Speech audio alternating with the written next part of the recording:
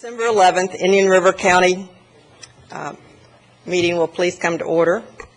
We have the invocation by Stan Bowling, Planning Director, and we have the pledge by Commissioner Wesley Davis, Vice Chairman.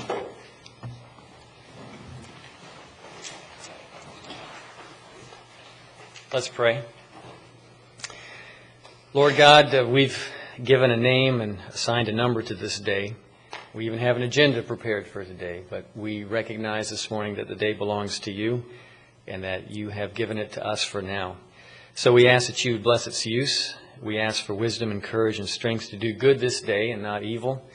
We're capable of both, and you know that full well. We also want to thank you for who you are. You are the original giver, and we ask that you teach us to be generous in our heart, in our attitudes, and in our deeds. We ask that you teach us to be cheerful givers in the midst of all that we receive from you.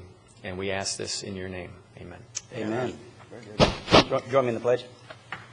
I pledge allegiance to the flag of the United States of America and to the republic for which it stands, one nation under God, indivisible, with liberty and justice for all. Good.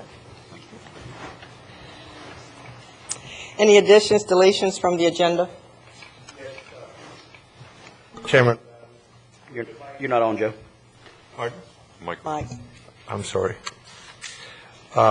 We would like to remove item 11J3 from utility services, if we could. Any other? We have a motion. Move to approve the agenda as presented. Second. All those in favor? Aye. Thank you. Proclamations and presentations. A presentation on the Paget Branch conservation easements as they relate to the regional Kissimmee-St. Johns River Connector, Florida Forever project by Roland Du Bois, Chief, Indian River County Environmental Planning Section. Roland, do you have somebody to introduce?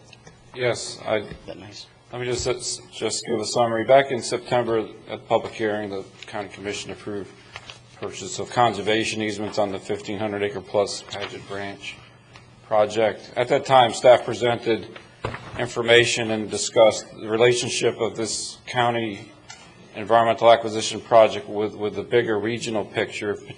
Specifically, there's a state project called the Kissimmee-St. Sebastian River Connector project. And as requested through the administrator's office, what we've done is staff's invited Mr. Jim Muller, who's very familiar with the state perspective and with the state projects, to give an overview from that state perspective. Mr. Muller is the principal from Muller & Associates.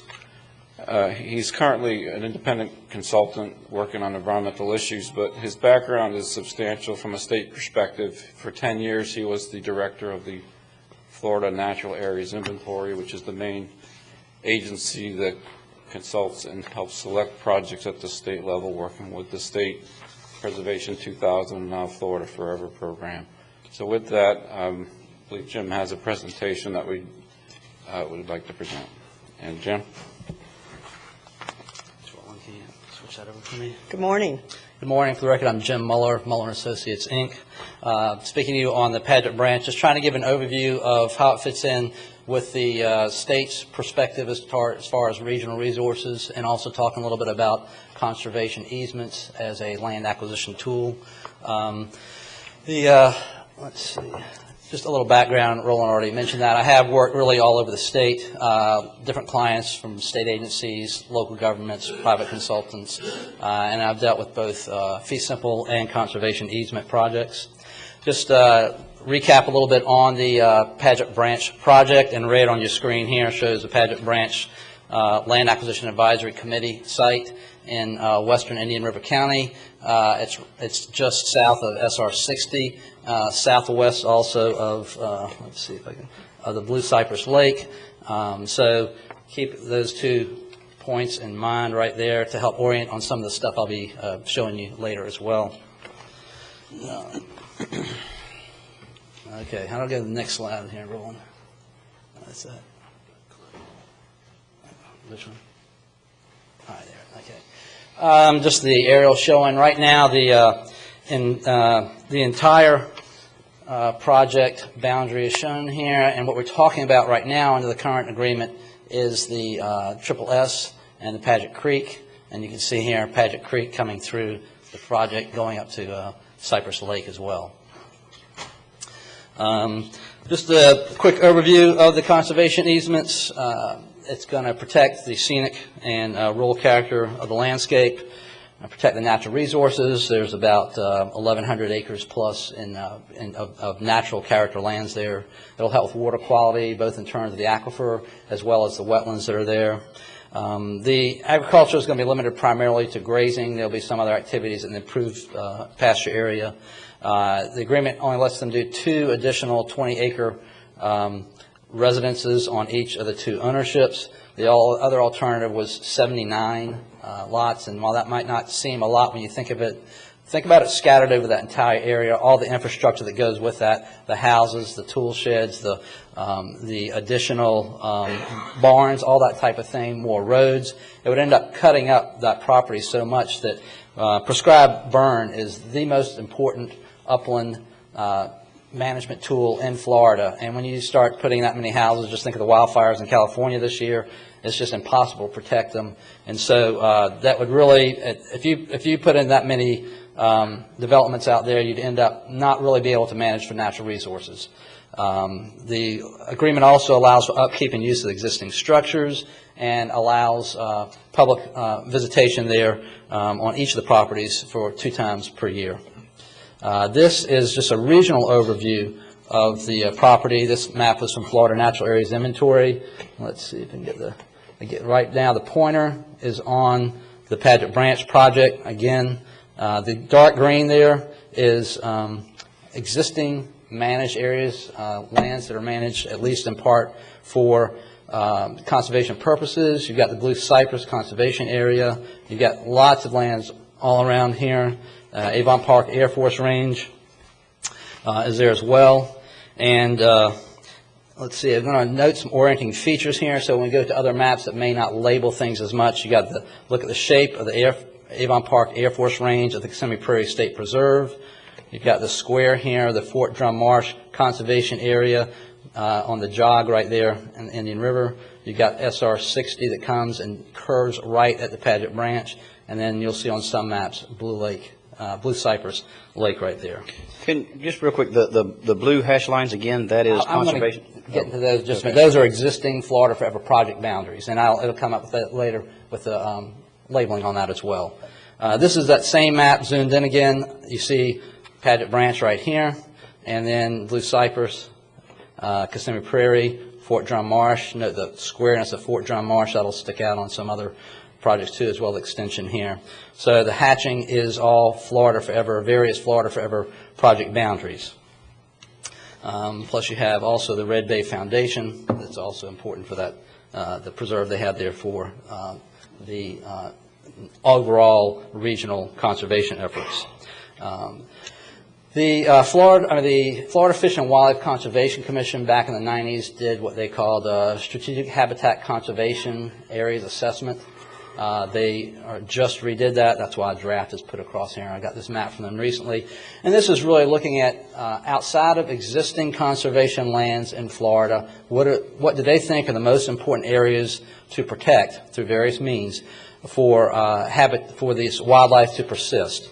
And so what you have here are these areas that are red throughout the map. You see are what they consider to be important, the most important ones, and you'll see a large concentration. And if you look at the state, this area here has like the highest degree of concentration there. So it's absolutely important for them. Zooming in here, again, you've got the Avon Park Air Force Range, Kissimmee Prairie. Right here is where Paget Branch is. You'll see an awful lot of red there, indicating that according to the Fish and Wildlife Commission analysis, they think this is definitely important from a statewide perspective. Zooming in a little bit more, you see even more. You can actually see the pixels starting to come out there. But again, there's the curve on the SR 60, and this is the Paget Branch area here. That's Paget Branch leading up to the lake. The reason that these are blank entirely is because they're already owned by the state. That's like the Fort Drum. That's why they didn't analyze that, because they already control that. So if we This is the same picture, but the green, again, shows the protected areas. Other groups have done analyses as well. The Florida Natural Areas Inventory has done a statewide habitat evaluation for species. Again, you see a lot of the same type pattern, an awful lot of red here. And if we zoom in a bit more, this is about as close as I could do on this map at the resolution. But again, you have Avon Park Air Force Range. That's the Fort Drum right here, which means right there is Paget Branch, and that's the Blue Cypress. So according to their analysis as well, it shows this from a statewide perspective as an important site. And you could go on like the University of Florida did a Greenways connector and linkage analysis, showed very similar results as well. Again, this is the same map, but in this case, the hatching that you asked about earlier is labeled. So, again, you have right there, Paget Branch. That is part of the Kissimmee-St. Johns River connector, trying to go between the Kissimmee River toward the St. Johns drainage. And this is seen as an important connector between the two drainages for wildlife and other ecological values. This is the Pine Island Slough ecosystem here. So it's part of that. Here's Paget Branch circled here. This is the map from the Florida Forever 5-year plan, and this is for the Kissimmee-St. Johns River connector. The dark green, again, in this case, is the Florida Forever project. You'll see another Florida Forever project at Pine Island Slough, and the hatching in this case is the existing conservation lands. Zooming in a bit more, just so you can see the context on an aerial photograph. Again, Paget Branch in this area here. Coming in a bit more, this right here and cutting through here is the area we're talking about. And if we take away, just to give an idea where you can see the Paget Branch coming through here, some high-quality uplands that are within this project as well. So we're, it's overall, it's a nice project, very good resources of the type the state looks for in their acquisition program. This is just a summary from the 5-year plan for the Florida Forever that shows why they included this project on the Florida Forever acquisition list, what they are trying to accomplish by doing this. And so it deals with the watersheds. This project overall is 36,000 acres, will help hydrologically and habitat connection. The Florida sandhill crane, the crested caracara, those are some of the focal species that they were analyzing for in that case, a lot of other plants and animals. And then they listed the essential parcels in this 36,000 acres. And I underlined the two we're talking about today, which is Paget Creek and Triple S. So they identify those as essential parcels. And what they call essential parcels means when they go in and define a project, they say the essential parcels are the ones within that project that should be acquired before any other ones are, because they're necessary to the core of why that project is being acquired. So at the state level, these are recognized as being essential parcels. And then we get to how you're protecting those lands. It's through conservation easements. And a lot of people aren't real familiar with conservation easements. People are most familiar with going out and buying a piece of land or buying their house, things like that. And that's known as fee simple, which is when you are buying all the rights associated with a piece of land. Less than fee simple is when you're buying some of those rights. And a conservation easement is a type of less than fee simple acquisition where you're doing that acquisition of certain rights for conservation purposes. And this approach is codified in the Florida statutes that I've quoted in up here. So it's recognizing that conservation easements are important and why they're important. And if we go to looking at fee simple, which is when you buy everything, versus less than fee simple, of which a conservation easement is a type, drawbacks of conservation easements compared to fee simple acquisition. Depending on what you negotiate, there's no or limited public access to the land, and there's less ability to change the management of the land after you've decided what rights we're buying, what areas are going to be affected. You can always go back and negotiate some, and it may be that what you would like is in line with what the owner wishes, but you don't really have control over that. And so what are the benefits? Why do we want to do conservation easements versus just outright purchase? Well, for one thing, the land acquisition is a lower cost, and often it's a lot lower cost. In this case, it's almost half as much. Well, if you're buying at almost half the price, that means with that same money, I can buy almost twice as much conservation lands to help protect the aquifer, wildlife, a lot of aspects from the ecosystem, ecological perspective. Also, there's no land management costs associated with this. The landowner is responsible for managing the land. How he manages it is determined according to what the conservation easement says and what the baseline documentation, which is a document that describes what the condition is. Those determine how it is.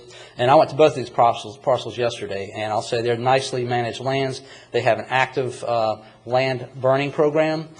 They actively go after exotic species, the removal of exotic species. And those are two of the most important land management tools there are. A good prescribed burn program and a removal of exotics. And they're actively pursuing both of those. The other thing that people a lot of times don't think of is that conservation easements often provide you an opportunity to protect lands that you could not protect through fee simple just because the owner doesn't want to sell it. And that's the case in a lot of lands, ranch lands and stuff in Florida, to where the person cares about the lands, they want to keep it in their family, they want to manage it, and they're not going to sell it to you. They are willing to sell you a conservation easement saying, I will continue to manage it in this matter, and that way the public benefits directly by knowing it's not going to change into development later. It's not going to be sliced up into ranchettes. And so that is a really important part of the use of conservation easements. I've been involved with some other ones too, and there's no way the owner wanted to, but one of the things they did want to do is they wanted to make sure, they wanted it in their family, but they wanted to make sure their family kept managing it this way. And so the conservation easements also lets them do that. They aren't able to give as much money to their kids, but they're able to give them some money, and they're able to keep the land as it is. Because when you do a conservation easement, that's in perpetuity. The other good thing is the property will stay on the county's tax rolls. They will continue to pay some taxes on those lands. Why did I put this particular one in here? Let's see. Oh yeah, that's because this is getting back to the showing you the amount of public lands are already in the vicinity of Indian River County. When you set up a program, a lot of times, most programs do conservation easements as well as fee simple, and you're looking at why are we buying lands, what's the reason for the program, and a lot of times you really want those ecological benefits, and you want some public access too. But usually most programs are a blend of it. And as part of the thing, you should say, okay, what other activities are available already on lands in the vicinity? You take that into consideration when you decide to how critical on every parcel public recreation access is versus on some of those parcels. The Florida Forever 5-year plan, this is directly from the plan, and it tells you what kind of program it is, and I emphasize that they say that it's also increased protection of land by acquisition of conservation easements. That's specifically one of the tools that the Florida Forever 5-year plan has in it. Both the Florida Preservation 2000 Act as well as the Florida Forever Act direct the use of conservation easements in those programs. It is a measure. When our legislature said, we want you to measure how well the program's doing, one of the things they wanted to measure is how many of these lands are you getting through conservation easements. And there are 62 projects right now in Category A, the highest category, on the Florida Forever acquisition list. And 20 of those 62, the plans for those say this property is going to be acquired in part or in all by less than fee acquisition conservation easements. So it's a regular tool the state uses. They recognize the benefits of it. They use a blend between fee simple and less than fee simple as well. Right now, what does the state have in conservation easements? Not counting the water management districts, but looking at the state level for those titles held by the state. There are 50 conservation easements that have been acquired. They've done it with Carl, which is the predecessor to Florida Forever. The Green Swamp Land Authority, Preservation 2000, and Florida Forever funds. There's almost 130,000 acres they've acquired through this. And the size ranges from about 42,000 down to less than 10 acres. So they've used it on a lot of different projects, a lot of different sizes. Depends on what matches up with the needs. So the Florida Department of Environmental Protection, Division of State Lands, is the agency that is responsible for monitoring conservation easements that are held by the state. And the way they do it is they hire consultants to go out with the checklist, with baseline documentation, what the agreement is, and make sure they're in compliance. Because when you do a conservation easement, that's not the end of your involvement. You have a legal you have a legal responsibility to make sure those lands continue to be managed in the way that the public lands, public money was used to pay for those. And so that's not an onerous thing to do, and they've had very good success at the state level as far as cooperation with the landowner. Again, these landowners love the land, they want it managed right, and so they cooperate. And the only problem I know of is one that was a misunderstanding. So they really, it's good to go ahead and do that. You want to have a good relationship with the landowner. They're proud of the land, of the habitat, the resources they help them protect. So it's really a partnership type thing. So you will need to monitor those as well.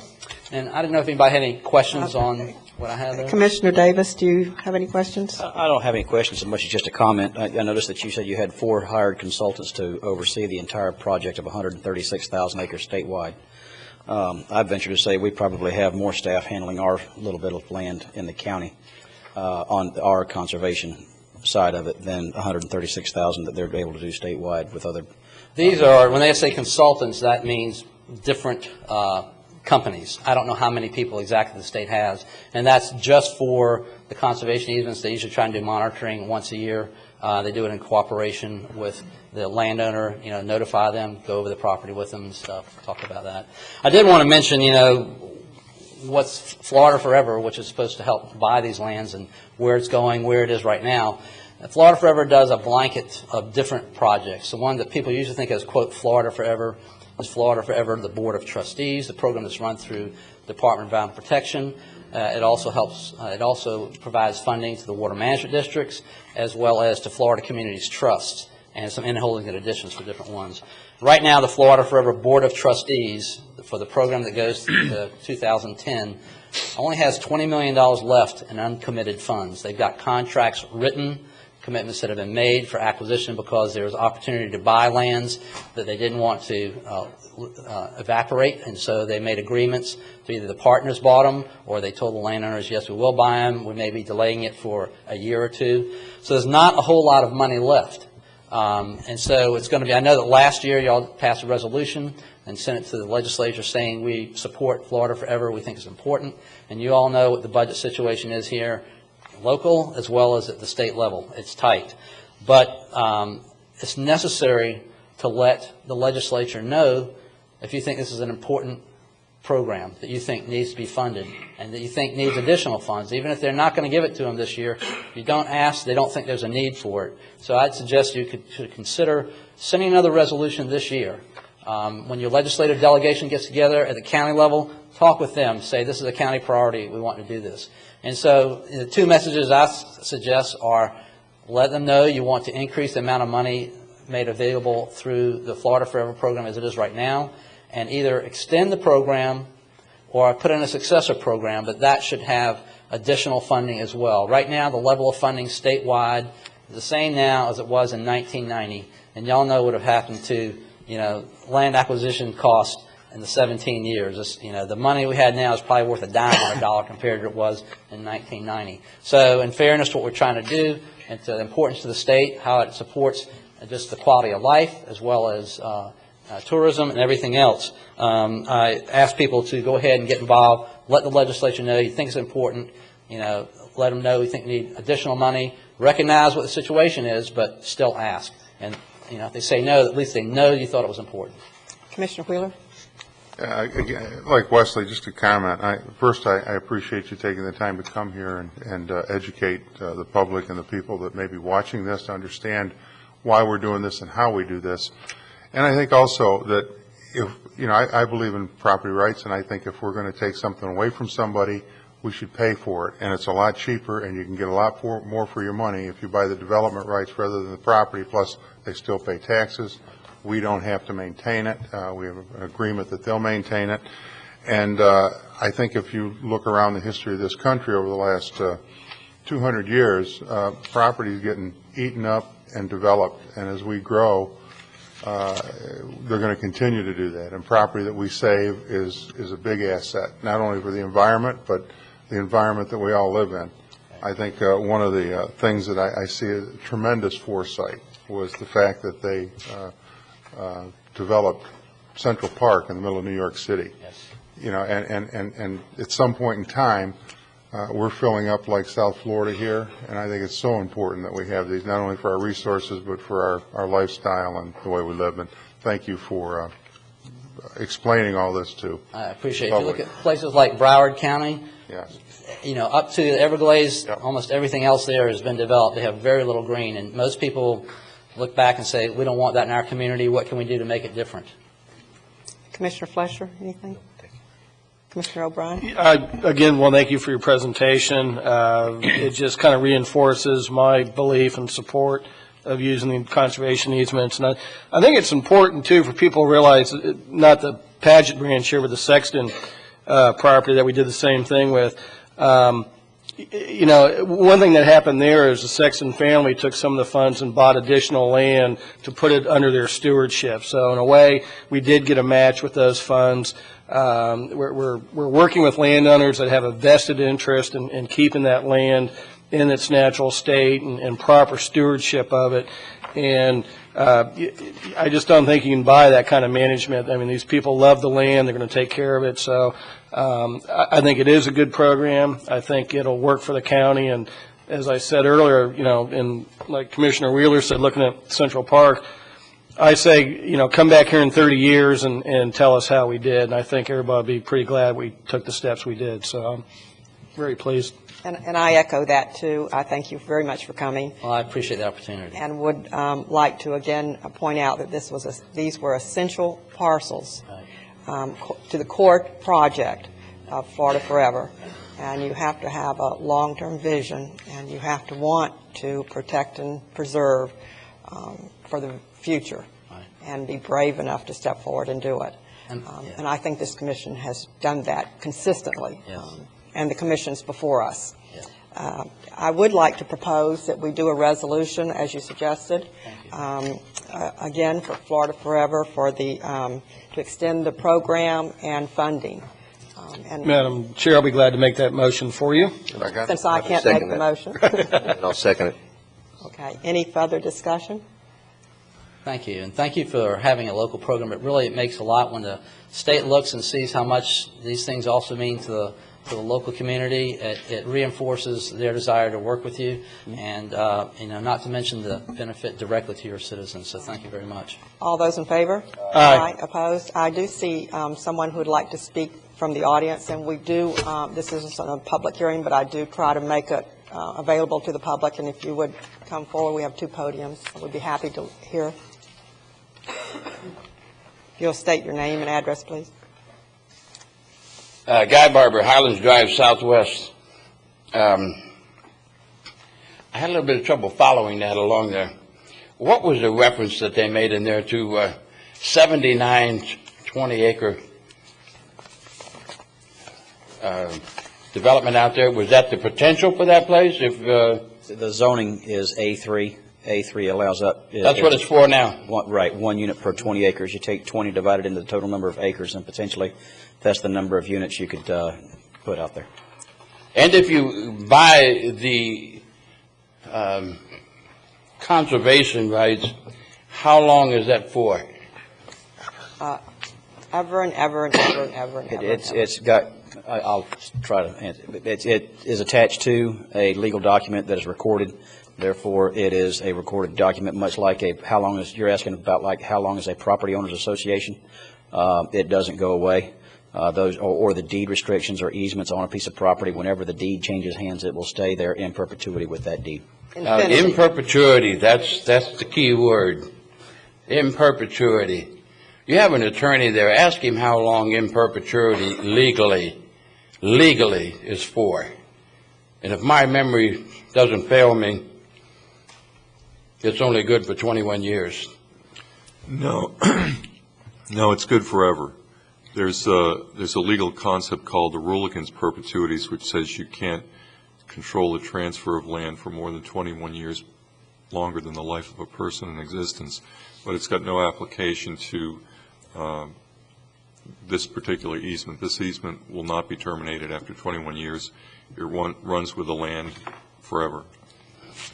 But you see, after 21 years, if you're not here and they're not here, I plan on being here in 21 years. Huh? He will be. What's that? I plan on being here in 21 years. He's young. He's not in our age group. So what I'm trying to get at is you have, you mentioned the organization called the Preservation 2000. And that group, even though it's state financed, by we the people of the state, a couple of years ago, were in trouble for selling environmentally sensitive land that the people of the state had purchased. And we have no guarantees, and you certainly aren't asking for any guarantees from these people or from anybody else. You're just throwing out millions of dollars in airspace out there, claiming you're having conservation rights, you're claiming you're having development rights, but you don't have anything to stop it. You don't have your name on the deed. You don't have anything. We have an easement, and an easement is considered a dominant interest in the land that is superior to and controls the fee owner. So that's like having your name on the deed. We have more control over this land than the owner does at this point. Well, according to what he just put up there on that thing up there, the state is going to control it. You're not. Look, folks, here's what I'm trying to get at. If I went and bought a car, okay, suppose I just bought the car so that it wouldn't pollute the air, so it would just sit in my driveway. What good did it do me? It doesn't do any good whatsoever. And you're talking about conserving the land. If they love the land that much, they'll keep it that way anyway. What are we paying these people for? You know, never mind. I know. Well, my questions are simply this, and this is what a lot of other people are asking. Why don't we have anything in our hand? You know, if I make a deal with somebody, I take my money and put it in this hand, but I grab something in this hand that I paid for. And that's exactly what we did. No, you didn't. Yes, we did. You don't have anything to ownership. We have the development rights. For instance, your house, let's say it burnt down and you sold your lot to the county, not your lot, just your development rights, you can own the property, but you can't rebuild your house again. We own that. And that's what we've done with this property. And I think it's a good thing to preserve what we have before it's all gone. And if we're going to preserve it, we have a responsibility to pay people for the rights they're losing on that property. And we already own 35% of the county anyway, don't we, in public trust? 35% of this county is in public, easy, that's right. Now, you want to buy the easement right, and from what I understand, I have a problem understanding people when their backs to me, so I had to read what he had up there. It's zoned that he can put 79 20-acre plots in there. Was. He could do if he wants to. Now, no. Not now, no. Not now. And I'd like to go back and just ask you a quick question. When you said that 35% of the county was owned in public ownership, what are the drawbacks in your opinion of that?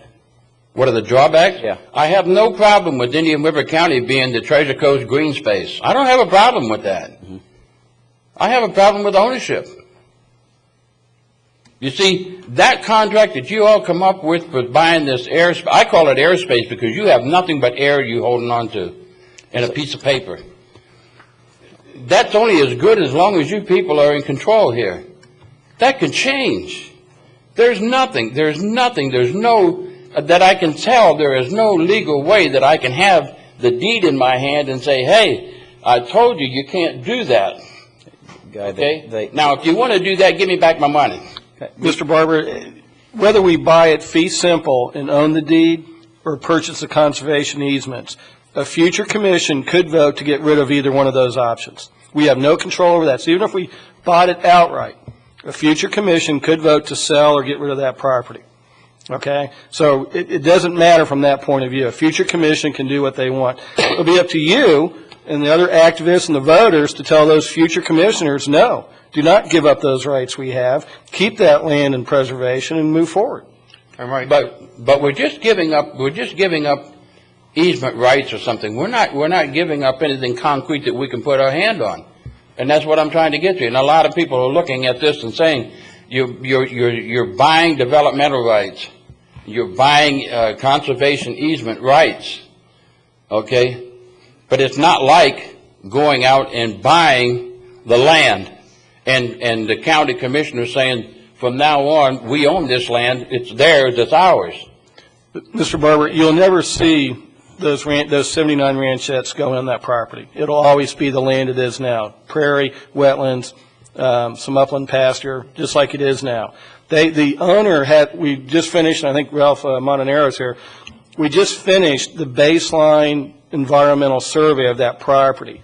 Where that bar is right now, that property owner has to maintain that land in that condition or better.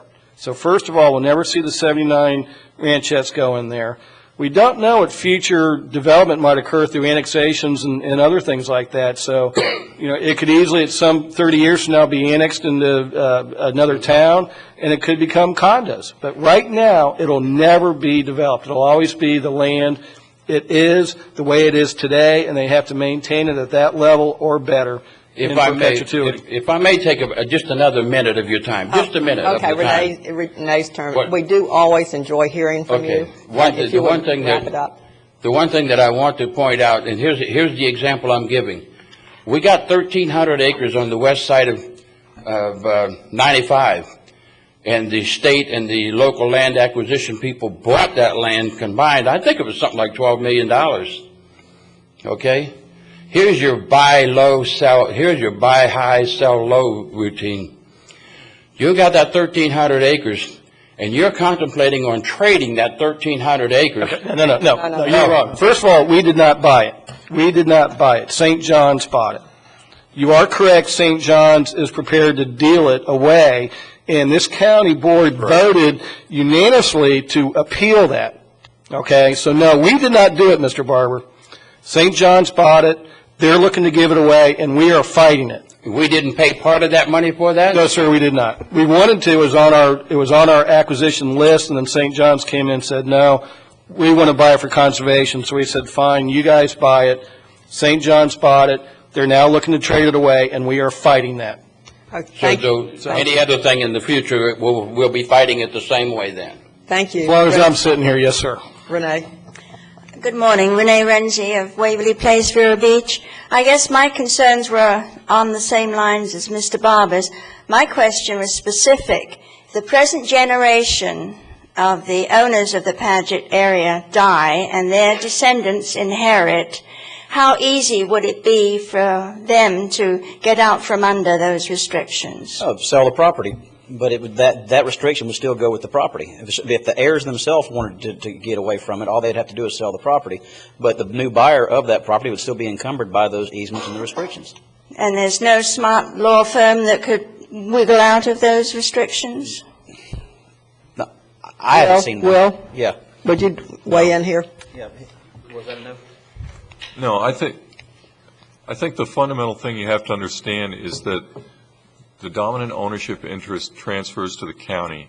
They are allowed to continue using the property in the manner that they are now using it, but never intensify that use. And the purpose is to preserve the area in its natural state, whether it's upland, wetlands, and have the ecosystems intact forever. And that's the interest that is being transferred to us. And the fact that it's a connector between other projects that the state feels important means that preserved property can also be valuable for wildlife to travel from one area to the other without being interrupted by development, infrastructure, and things like that. So it serves a great purpose for helping the wildlife habitat as well.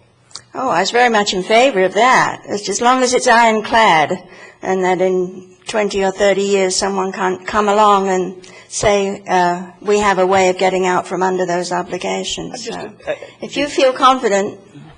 Well, it's It's the system of real property that's been in place since about the time of Charlemagne, and I don't see it falling apart in the next few years. Charlemagne, oh, that's going back away.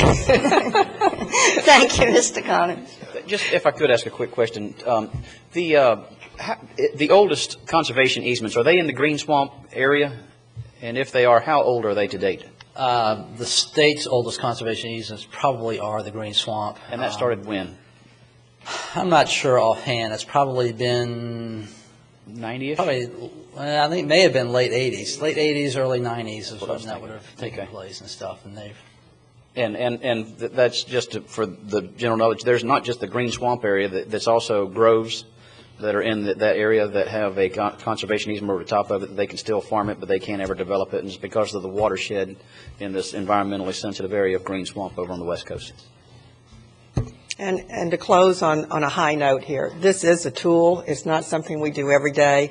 We really understand what we're doing, and we're trying to bring some more information to the public, so the public will really appreciate and understand our strong stance here.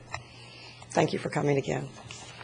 As we move on, may I have approval of the regular meeting of November 20th? Second.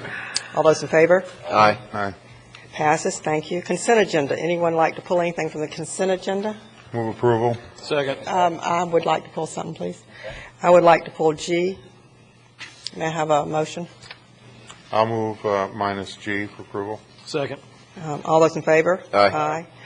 Thank you. G is the, I just would like to add, in addition to the county administrator commission, if a commissioner would like to go to either one of these meetings. And I would like to go to one, Beach and Shore. Move to approve consent G as amended. Second. Second. All those in favor? Aye. Passes. Thank you very much. Moving down to constitutional officers, Jeffrey K. Barton, Indian River County Clerk of the Court, investments of county funds, memorandum dated December 3, 2007, page 55. Good morning, Jeff. Good morning, Commissioners. It's my pleasure to be here. I wanted to come in and give you a little update because you've probably been reading the newspaper, and the State Board of Administration has had a little bit of problems, and I wanted to give you an update on some of the things that they're trying to do, and they are working. They've hired a new firm, BlackRock, to come up with some public policies and some work to make the funds whole. As of the 29th of November, which was the date that I transferred out our $66 million to protect your money, they immediately afterwards closed down. I wasn't the only one that pulled out money. Palm Beach County pulled out $1 billion. Pinellas County pulled out $800 million. $400 million from Orange County. There was another one with $400 million. So quite a few counties did pull out their resources because we were getting different stories from different people as to what was going on up there. So to protect the money for you, I made the decision, along with our Finance Advisory Committee and part of my staff, that it was in the best interest of the taxpayers to pull our money out, which we did. We did lose the interest for the month. Nobody in the fund, whether they were in it or stayed in the fund, were paid any interest for the month of November. But it was a small price to pay to save our principal. And that is the most important thing in our document that we follow on your behalf in investing the funds. And it's a very important document because we're sitting there with a lot of money. Not all of it is tax money, but there's been some editorials in the newspaper about how much money local government has. It's not all tax money. You've collected impact fees for water and sewer. You've collected impact fees for road. You've impact fees for developments of certain things. We also stand as the fire board, and their money's in there. So there's a lot of money in there, but not of it is not for current operations. It's for long-term projects. And so we do have a lot of responsibility in investing that money on your behalf and the citizens, and to protect it. And that's the steps that I took at that time. The tax collector had some of his current tax collections in that fund, And so when everything was closed down, tax collectors across the state of Florida were allowed to transfer on a proportionate basis whose tax money was in that account. They did transfer the amount that belonged to the Board of County Commissioners, which is approximately $24 million. And after it was transferred, we then had a $24 million deposit at the SBA. And it has since then been divided into two. 14% went into an account that has to do with the problem investments that are in the account. And 86% was available at some time in the future to pull out. When they reopened, they allowed us to take 15% or $2 million out of the account, which we did, and put it in U.S. government securities. That's what we have chosen. We didn't even buy some agencies. We have been sticking with straight U.S. Treasury obligations, which has probably the highest marketability of anything if we need cash that there is available out there, other than cash like Silas Marner had a jar in the backyard. In the ground. Mason jars, absolutely. And the kind of money we're dealing with, the mason jar isn't going to hold all that money. So that's what I wanted to come here today and bring you up to date, and the public that will be listening to, the presentation, to assure them that we've taken every precaution we can to safeguard their money and we are not exposed. Do we have any before. questions of Mr. Barton? Yes, ma'am. Mr. Barton, how much do we have in the investment fund right now in Tallahassee? The Tallahassee Investment Fund has $23 million. Okay, and that's Which $3.8 million is restricted. Can you please identify yourself?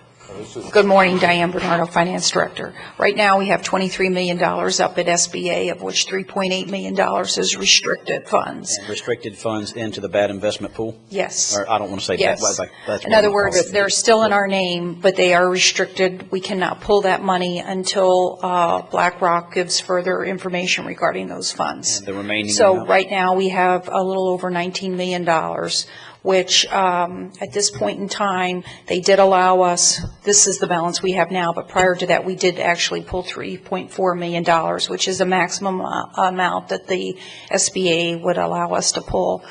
They are going to consider in another week or two to pull additional monies out. They are worried about a run on the fund right now. So as those permissions are granted and increased, we will proceed to pull those funds out. Okay. Any other questions? I do thank you for coming and clarifying this and setting the record straight. I do know that the legislature is diligently, and the governor, trying to, come up with very reasonable requests. That is correct, and I thank you for letting me come this morning. Okay, thank you. We have another constitutional officer, Kay Clem, Indian River County Supervisor of Elections, Voting Machine System Equipment, letter dated December 4, 2007, pages 56 to 130. Good morning. Good morning. I also have a record to set straight, but I wish I'd been before Jeff, as you got that news. There have been several articles in the newspaper that have a lot of misinformation in them, and I gathered from some of the comments in there and the quotes that there's more misinformation out there than I thought. So I'm going to kind of walk through the whole procedure that we've been through so that the public and you understand that this negotiation for the touchscreens is totally up and above board. So as you remember, each time I came before you with my budget recommendations for this year, I outlined my need for additional funding for this new voting system if it passed to move to optical scans. And I think I sent 4 letters over saying that, and I also said that when I appeared at my budget hearing, and so now here we are asking for that money. However, it is good news. I think we started out at $2 million and 1.5 and $1 million and got down to $700,000, and actually what the county is going to be paying is roughly $329,000. So that's the good news. But how we got here is that House Bill 537 was passed by the legislature, which required us to buy optical scanning technology for all precinct voting and early voting, except for the disabled. And they determined that the touch screens are good enough for the disabled to use in the precinct and the early voting sites. So we will be able to use touchscreens, our existing touchscreens, until 2012, when we'll have to replace them with some sort of technology to allow the blind and the illiterate and those that have issues or mobility issues to be able to vote. And we will be looking towards that at that point. It's my belief that at that time we may very well have to buy a whole new system. As we look at what's going on in the industry now, and with Congress and at the state level, the National Institute of Standards and Technology and the Elections Assistance Commission is working on, what we're looking at buying is the 205 guidelines of voting system standards. They're currently working on the 2007 standards, and they plan to do 2009 standards. So at this point in time, we don't even know what they're going to throw at us from the, the congressional level. So it, to me, seems that we should not buy a whole new voting system. It's like, buying a car when all you need is a set of tires. All we need is the optical scan component. And so the Secretary of State, as they passed this legislation, added a funding, he keeps calling it a scheme, I hate using that word, but he decided that he was going to negotiate with each of the 3 vendors in the state that have touchscreens, and he would get the best and lowest price for the 15 counties that had to make this change. And if he did that, then we had to stick with that price. We could not bid it again. He didn't bid it, he negotiated with the 3 vendors in the state. And he got the best price. We're getting the same price for these machines that Palm Beach County is getting, and they're buying 1,000. We're buying 65. So I think he's done an excellent job in his negotiations. He knows that this equipment is vendor specific. I can't, our company is Sequoia Voting Systems, and I can't go out and buy optical scan equipment from election system and software without buying the whole banana, all of the equipment. We already have the absentee ballot layout equipment. We already have the absentee counting machine, which we can use for high-speed counting on the optical scanners. We already have the ballot layout system. We have the tabulation system. We have the touch screens, obviously, that we're going to have to ditch in 2012. If we went out to buy a whole new system, I'd have to buy all of that again, plus 65 touch screens that we would have to throw in the canal with the other 465 we're going to throw out.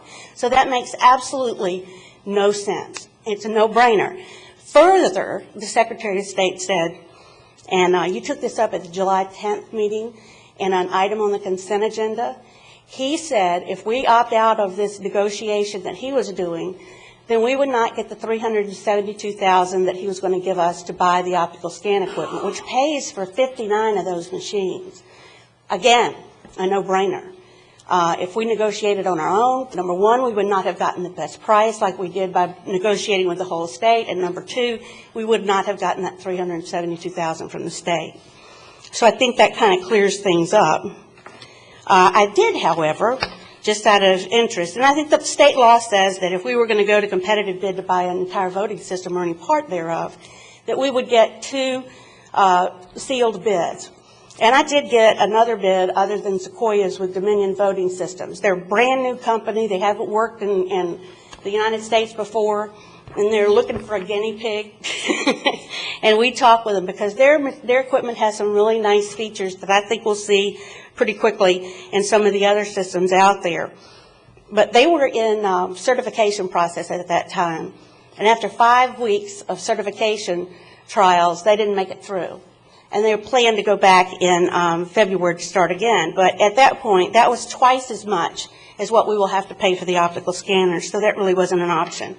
And we weren't alone in choosing this method. Broward County, Charlotte County, Collier County, Lake County, Lee County, Martin County, Miami-Dade, Nassau, Pasco, and Sumter counties chose the same method to use.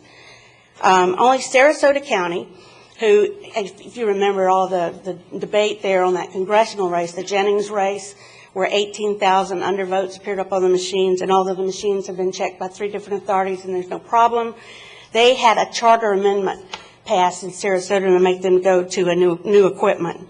So they changed, and Pinellas County chose to go to a whole new system. Now, they had an advantage, too. Had we not paid for our system, then through these negotiations, the state would have come back and paid what we owed on it. And that's what happened in Pinellas County, so they got a real advantage. But we paid up front and early and got burned for it.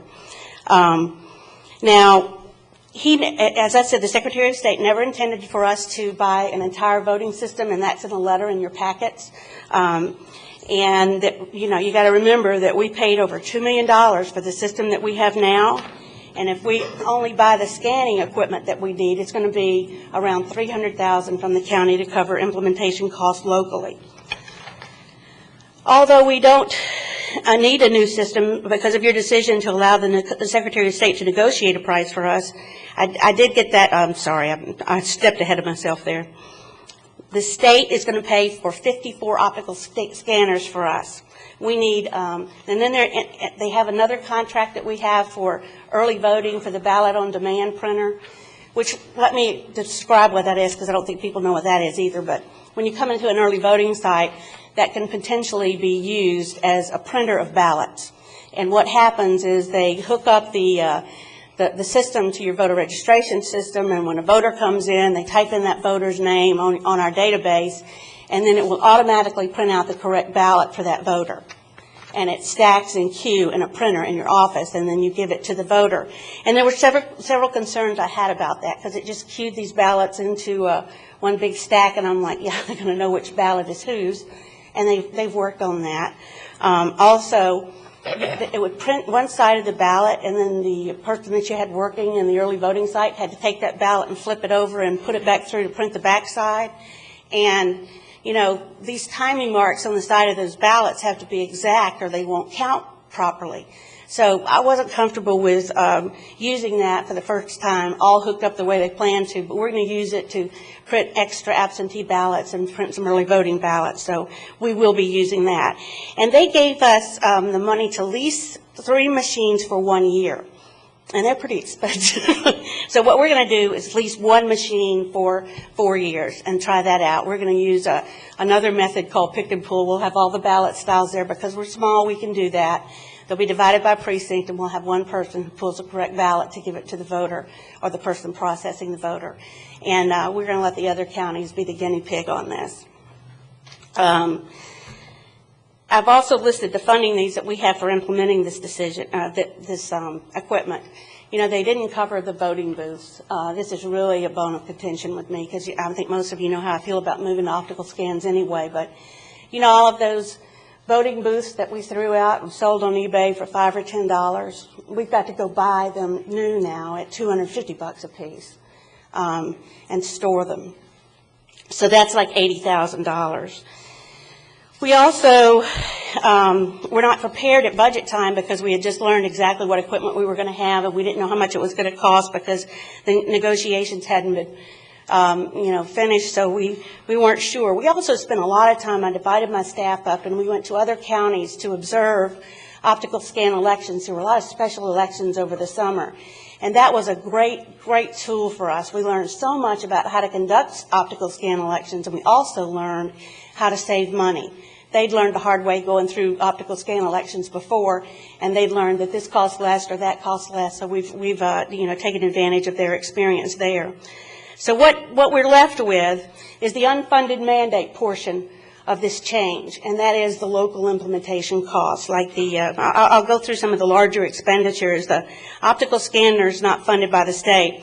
And I say that because they're giving us enough to put 1 in every precinct, 1 in every early voting site. But as we all know, in my business, the answer to everything is back up, test, test, test. And so we have to have backup machines in case we have to send one out into a precinct on election day. There's only 1 machine in each precinct. And so we have to have backups. We can't take the early voting machines and put them out there, because if there was a question about that early voting machine, we would have wiped everything off of it and not be able to inspect it. So we have to have extras, and we have to have extras for training. So $28,500 will be for optical scanners.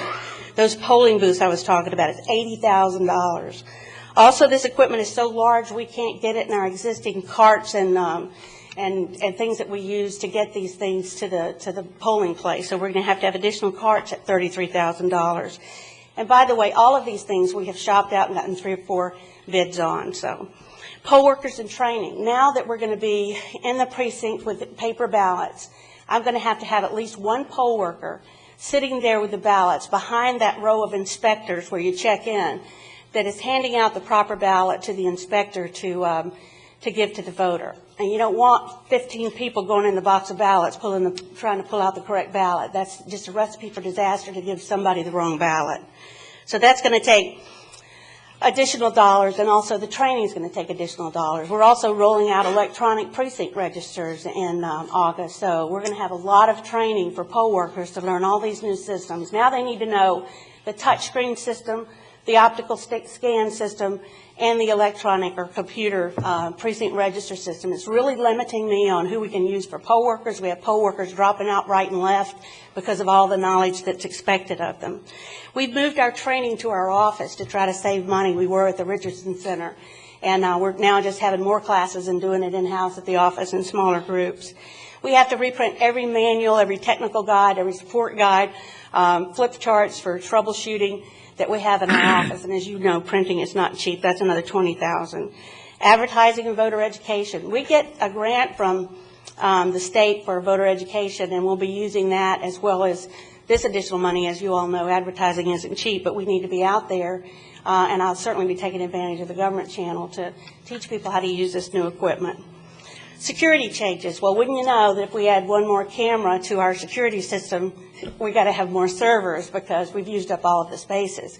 We tried moving some cameras, but, you know, if we've got everything on 24/7 video surveillance, then we're protected in lawsuits. And I think Commissioner O'Brien can tell you how many counties have been sued as he attended the Canvassy Board workshop not long ago, and we've been very blessed not to have been charged in any kind of lawsuit. All right, software changes. You bring in a new piece of equipment, your tabulation equipment, and then you got to make changes to your voter registration database and all these things. So that's what we got to spend for software changes. We don't have anywhere to put ballots. With my brand spanking new state-of-the-art facility, which was made for touchscreen technology, we don't have a secure place for the ballot. So we had to create that, and that's one of the reasons for the extra security cameras.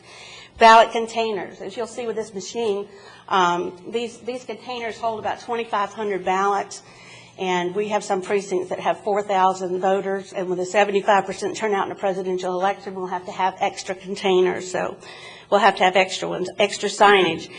All this equipment is larger than what we have. We'll still be taking a touch screen in this, so it's going to cost us additional transportation expense. So that kind of concludes my overview, and now I'm going to introduce to you, after any question you have for me, Phil Foster from Sequoia Voting Systems to kind of go over and demo the equipment so that you can get an idea of how exactly it works. But do you have any questions? Commissioner O'Brien, would you like a question? Okay, I have a couple. The absentee ballots are still going to be sent on the old system? Yes. Have here? Okay. So one of the, and as I spoke to you, I went back and looked at your current budget and then some of the increased items you're asking for here. And one thing you had down here is another $15,000 for postage. Why are we needing more postage from what you've already got if we're using the same absentee ballot system? Well, one of the things is that there's only been one county in the country that has truly used this ballot-on-demand printer. And one of the things that they did was send out a notice of election mailing in order to get more people to vote by absentee, so it lightened the load on their early voting stations and on their polling places so that their poll workers weren't, really pounded. And I did that mailing. I guess you may have received that. So we have additional absentees. I can't believe how many we got, but the postage is more for sending those back. And so I knew we were going to have more, but I didn't know quite how many more. And I suspect that will be a very large chunk. The candidates are going to be working hard on the absentee. In fact, we already have 5,000 requests for absentees right now for the presidential preference primary, which is unheard of. But this primary is very hard to guess what's going to happen because how long has it been since we had, a Democrat primary and a Republican primary? We've never had it January 29th. We also have a heavy tax amendment on there that's very interesting to all people that's going to draw the nonpartisans out in addition to the Republicans and Democrats. So I suspect that we're going to have increased absentees that I need to cover in this budget. Okay. And then on the training and stuff, and I guess maybe Phil can answer that, but Sequoia, part of the contract is they're going to come in and do the training, or do we have to pay additional for that as well? No, they'll be training as a part of the contract, and they do a great job on that. I can tell you that, there's been questions about support with Sequoia, and let me tell you, I think they've done a great job. There have been times when I have beat Phil to death, right? I think that's my job. But these guys really went through it when they passed the Help Americans Vote Act, and every jurisdiction in the country had to buy voting equipment. It's very hard to train people to get elections experience because you don't get training every day. You get maybe 3 times a year to get an election under your belt. And they didn't have the support right then to manage the whole country. But they've been very, very good to us, and I know that I can pick up the phone and call Phil, and it's going to happen to the best of his ability. And then just last, I know you did get a bid on a completely new system with Dominion, although they're not certified in Florida yet.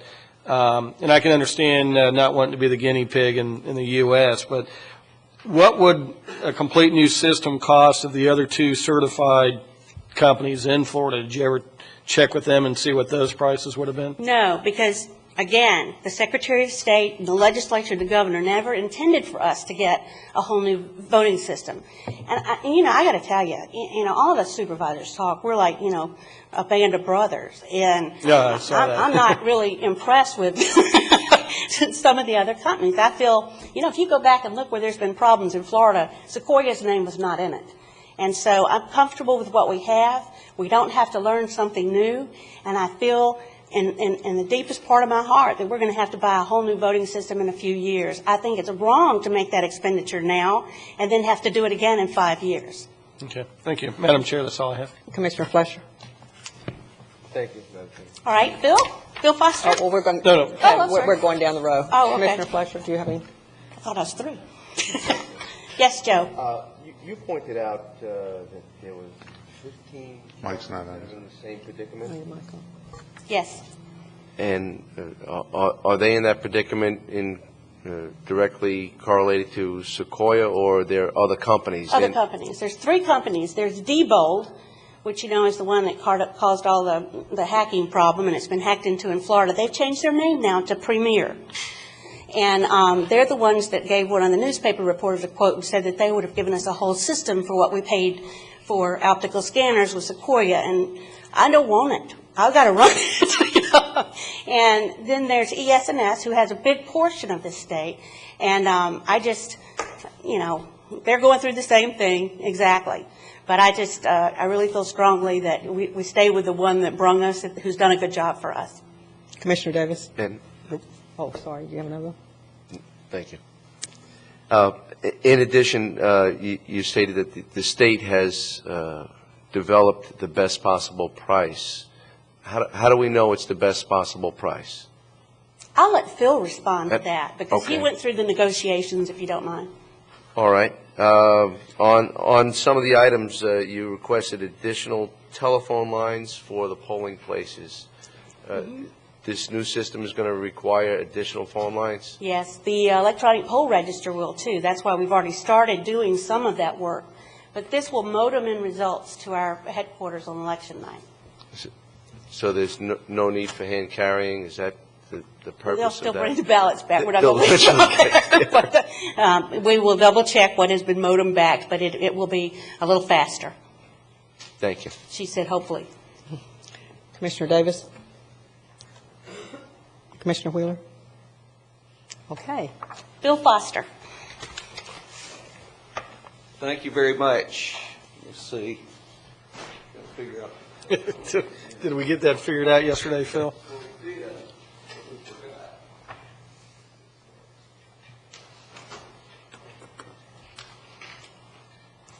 Huh. All right. There we go. I thank you very much for allowing me to have time to show you our voting system, and we also thank you for the last 5 years that we've had to work together and to have good elections in Indian River County. I'm sorry that you have to buy a new voting system. You have a very good voting system right now in your touchscreen system, and we're not proposing a brand-new voting system, as Kay said. We're just adding a proven product to a proven system. You have the touchscreen equipment. You'll still use the touchscreen equipment that you have for audio voting, which is used for the disabled. You have the absentee counter, and you have the central system. Those are very big dollar items, but the bigger thing is the training issues that come along with those systems for the staff and to learn to operate new systems. This is a simple change for moving forward to adding a new voting system to the existing central system. Poll worker training is much easier because if you had a new system, you'd have to train your poll workers on two pieces of equipment, a touchscreen type machine and a optical scan. So you're adding a proven system that has been in existence for a long time. There are about 50,000 Optech machines. There's been several different versions of Optech through the years. They came out in the early 80s, and it was a small 2-column machine, and it's graduated to a 3-column ballot, and it's gotten longer, and to handle the capacity of the ballot as elections have gotten more complex. Large jurisdictions that have this system recently, back in with the HOV Act was being implemented, we sold Chicago, which is Cook County and the city of Chicago. They have 6,000 of these machines and 6,000 of the Edge touchscreen machines, just like you have. So they're essentially running the same system that you will be running. Also, Oakland, California, which is Alameda County, has the same configuration. The ballots are unique on this system. This is a typical ballot. I believe you have one in your packet in front of you. This is the usual size of a ballot in Florida. But you can do other things with these ballots. We were talking about the 3 columns. You can make a 3-column ballot, a 1-column ballot. You can go to 22-inch long ballots. They're front and back. Some ballots, if you don't need the back, you don't have to print the back, saving on printing costs. But the ballot can also go down to a 2-column ballot in a small election to save on printing. It can even go down to a 1-column that's 12 inches long that you can use for just a small little special election, again saving on printing costs. This ballot is very familiar to you if you've ever voted absentee in Indian River County, because it's the same ballot that you use on your absentee counters presently. Again, we said that the central system, which we call WinEDS, there's no changes, and it is a 1-hour setup to go and add these machines to the inventory in that database. Just to show you the machine, this is the tabulator. It's separate from the ballot box. You can deliver them separately if you want to, but they can be removed. This is the ballot box, and it has 3 containers. One is the large container that is removable, has a lid that comes with it that you can seal the ballots in, so you don't have to handle the ballots as much. But this container is where the regular ballots are voted and go into. This small container is where the write-in ballots go into. It counts all the contests on a write-in ballot except that one write-in, and then you have to record those on a form. Handwritten on this machine.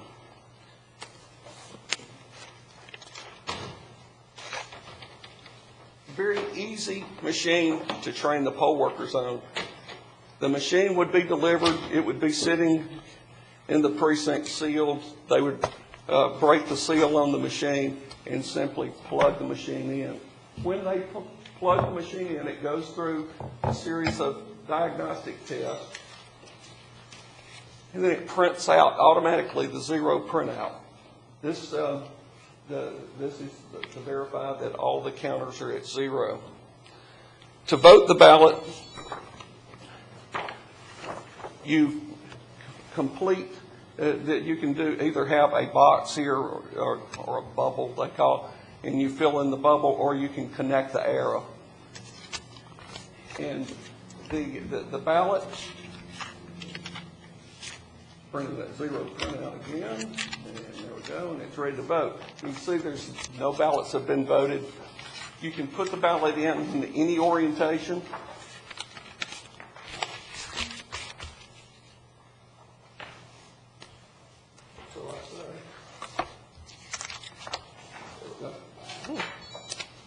The voter usually is in front of the machine and puts it in. Here's another ballot that's blank. In this election, they had 3 ballots that went to the voters. It was a very large election. Here's a ballot that is a write-in ballot. You vote the contest, and then what you do, there's a space, and if you look at your ballot that's in front of you, it has in the middle column, the first contest has a write-in space, and you actually hand write in your write-in choice. Where on the touch screens, you typed in the choices.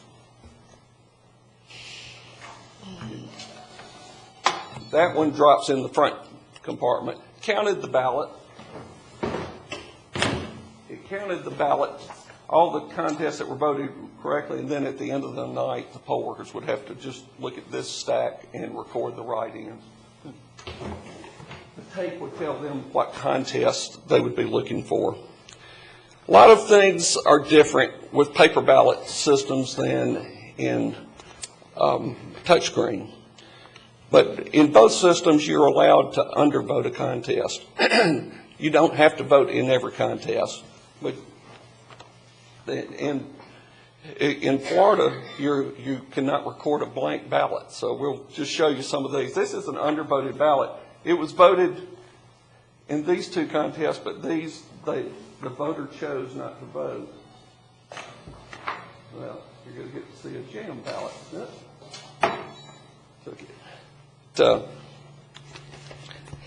That ballot is counted just regular. It just didn't record the votes in the 2 contests that were not voted. One thing you can't do is overvote a contest. You can't vote for 2 candidates and a vote for 1 contest. Here's an example of that. When that happens, it gives you an audible alarm, and it prints out on here and tells you what contest was overvoted. This would allow the voter, there's also a screen that tells the voter that they overvoted. They can either take this ballot out, go and get another ballot, and they would have to spoil this ballot and mark another one.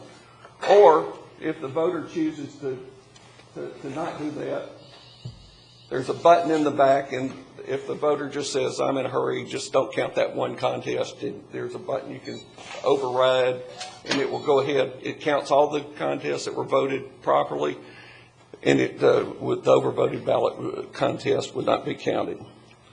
In Florida, you're supposed to reject blank ballots. This is just a blank ballot, no votes on here. It comes back to the voter. It tells the voter that it's an unvoted ballot, and if a voter wants to cast an unvoted ballot, they can. You just do the override on it, and it would go in. Probably the more practical side of that is that this machine reads almost every color of ink, black, blue, pencil. But one thing it won't read very consistently is red ink. So I've marked a ballot with a red ballot. And what happens, it read that one. It's a marginal mark. But if it wouldn't have read any of those marks, it would have come back out, and the voter could have taken it and used a pen that they were given to mark the ballot. The machine is very forgiving of voters when they decide to fold their ballot. One thing that you do get back, absentee ballots occasionally, and if you can this one might make it through, although I'm having a tough time standing over here.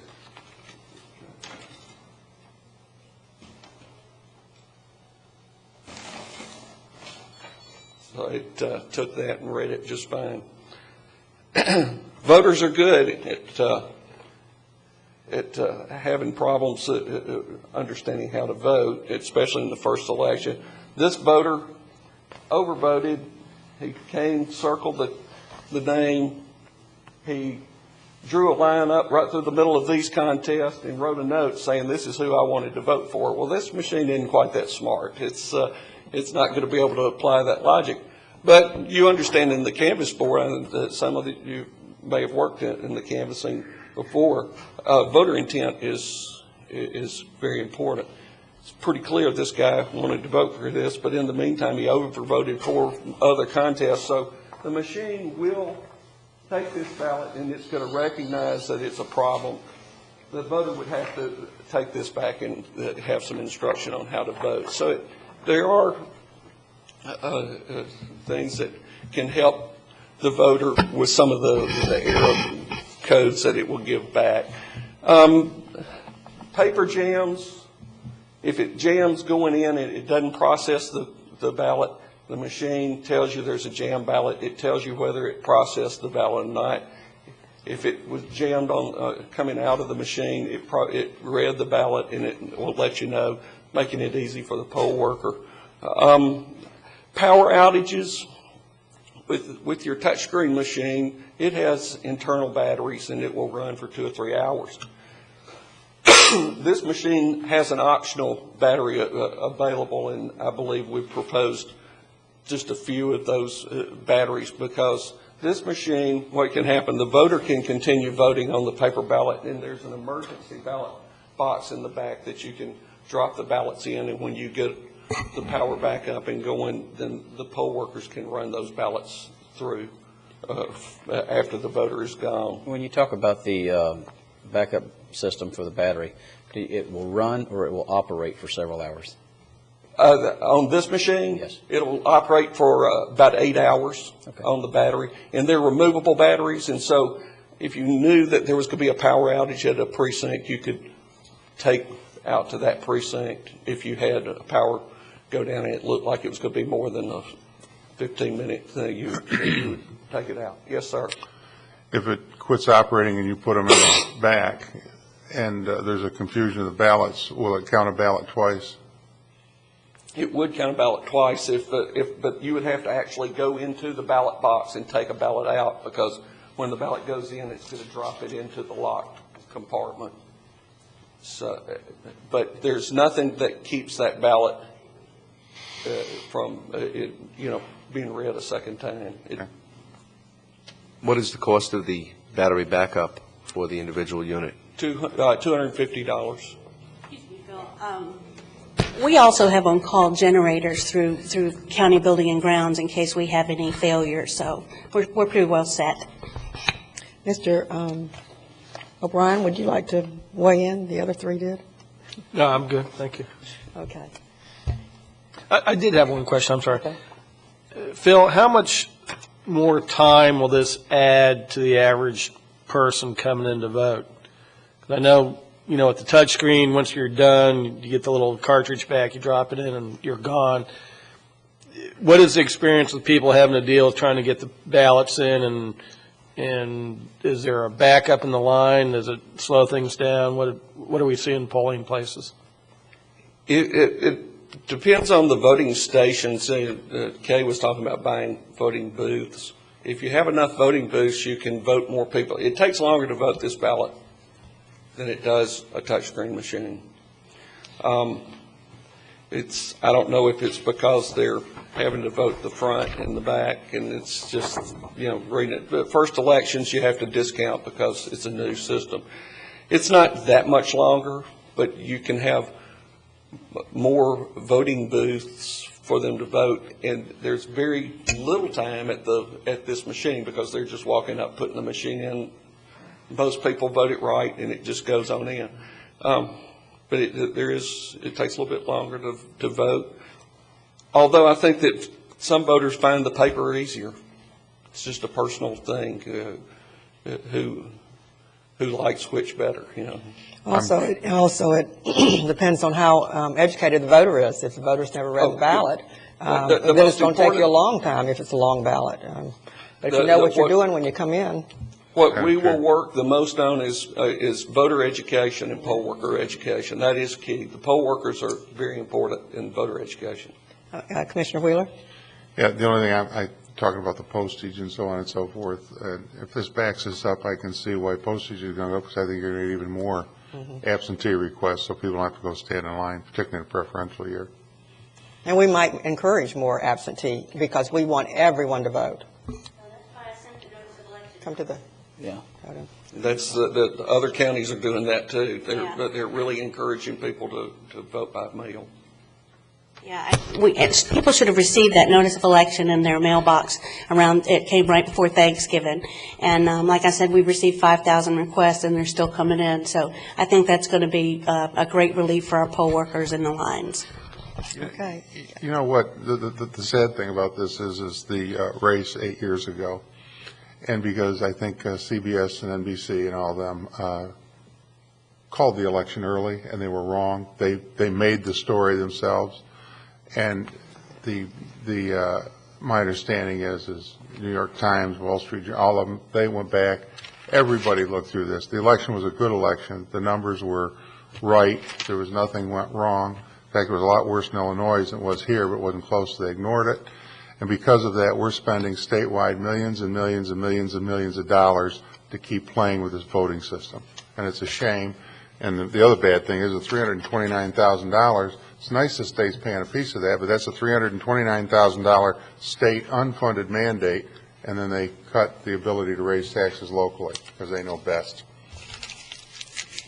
Okay, thank you for your editorial. You're welcome.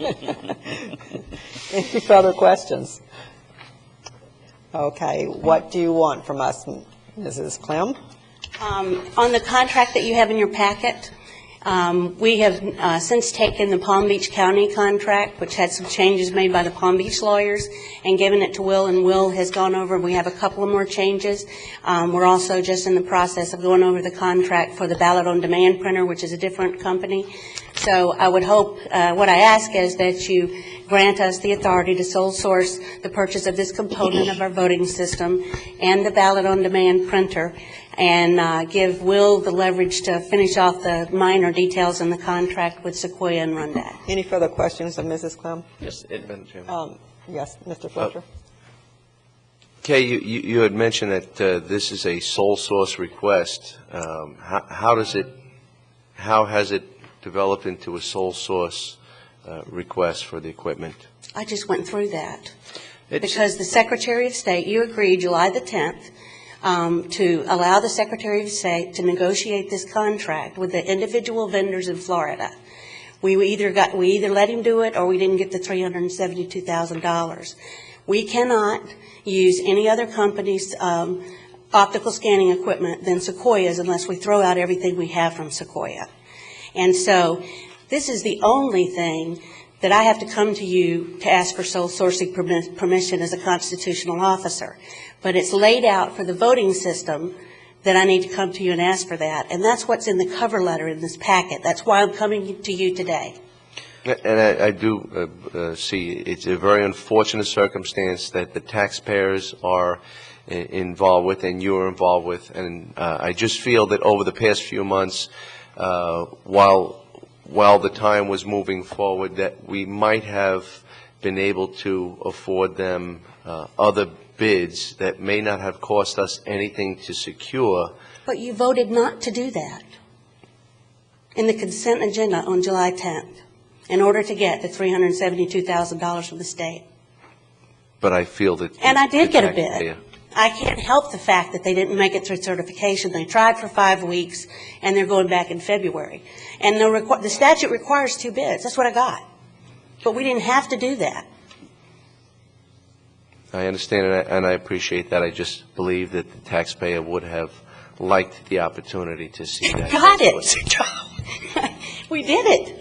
Anyone on this side of the? Yeah, well, what's the difference between, it appears to me this is more of a piggyback on a state bid than it is an actual sole source bid. That's what I see too. It's, I mean, it's sole source in that you have one vendor that's providing the equipment, but it's been a negotiated bid on process, and we're simply taking this one vendor because they already provide most of our voting system, and this is another component that we can get cheaper from that one vendor through this piggyback on the state contract than if we went to a whole new voting system. Okay. Commissioner Wheeler? Madam Chairman? Yes. And, Kay, that's what I was alluding at. What qualifies this as a sole source? I had discussed that with Will Collins, and it was also his opinion that this was not a sole source request as per se, so then it would not have been under the same element of scrutiny.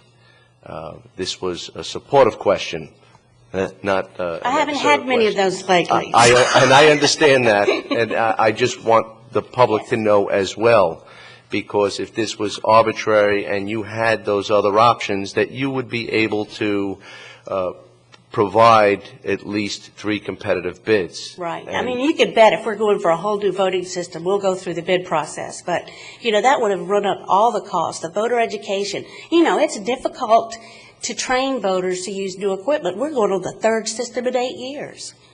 It's very, very difficult for voters and poll workers, and the training issue. All of those costs would have been inflated to go to a whole new system. Well, during the recent economic challenges and some of the decisions that have been made over the past 6 months with other unfunded mandates and some reduction in availability for dollars, at those times, sometimes people are a little bit more sensitive and not responsive to having this large amount of money distributed. They want explanation, and I appreciate the explanation. Well, Commissioner Fletcher, I think that I've been pretty vocal in my concern about having to go to this equipment. You know, I don't know what's in the air in Tallahassee, but to ask us to buy a new voting system and then ask us to cut our budget, I mean, that just doesn't work.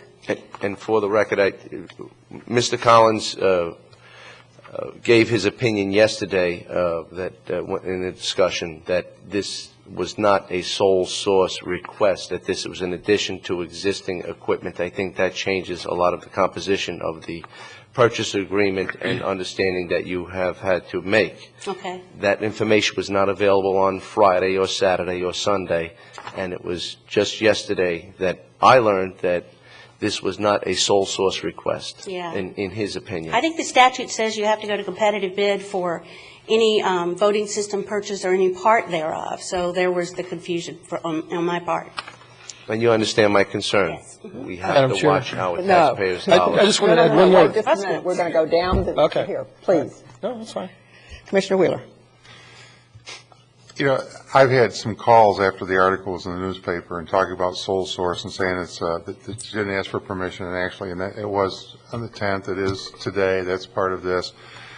And the other thing is, I think there's a misunderstanding with some people that you've got 2 choices in this situation: spend millions and buy a whole new operation system that's going to be no good in 4 years, or spend a lot less, get the attachments from Sequoia, because nobody else makes Sequoia's equipment that work. It's like having an Apple computer and trying to get somebody from another computer company to give you, Microsoft software doesn't work in Apple, I guess. They write their own software.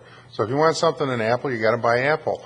And there's 3 companies, and all 3 of them are, how did you say, user, you mentioned it earlier, but the bottom line is that nobody else builds this equipment except Sequoia or the other companies for their own voting things. Right. So you've got 2 choices: buy a whole new system or buy some accessories to this system at a lot less money. And the state created this problem to begin with, and you've been taking the heat for it. And they're going to pay half of that smaller price, so.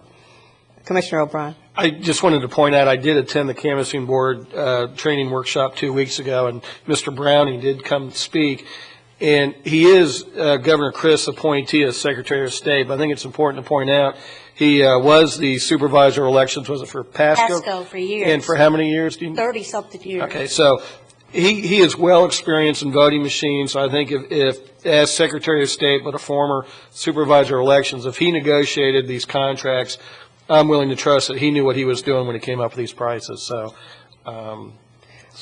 I thank you very much for your intense demonstration and your explanation. Hopefully, everything will go smoothly as it has before, and we will find ourselves not in this dilemma again, and we need to have common sense prevail, and the common sense solution here is to Madam Chairman? hand over the money. Yes, do you have a motion? I do, but before I do the motion, I'd like to know from our county administrator where the $329,355 is going to come from. We're looking at two different options right now. One is general fund contingency or our optional sales tax contingency, and we'll be coming back with it in the next week. We're weighing both. We're looking at how much our revenues have dropped in our optional sales tax to see if we can chance it. But it'll be either of those two. But we can cover it in either contingency, we think. Okay. Madam Chairman? Yes. I'll move to approve the optical scanner component for our voting system and to allocate the $329,355. Could I make one more comment before we do that? Well, let me get a second, if I have a second. Second. Discussion? And that is that Sequoia has offered in the contract, which I'm sure you read, that if we have to replace voting equipment in 2010 or 2012, that they will give us 50% or 25% of the equipment, that what we paid for this equipment now, back if they won the bid for us to go to another voting system. And I think that is really showing fair commitment on their part, and I appreciate that they're doing that. Any further discussion? All those in favor? Aye. Opposed? Passes 5-0. Thank you so much. Thank you, Kay. We have to take a 10-minute break for Hopefully we can captioning get this out of here. and for you to remove your equipment. Thank you. Yeah.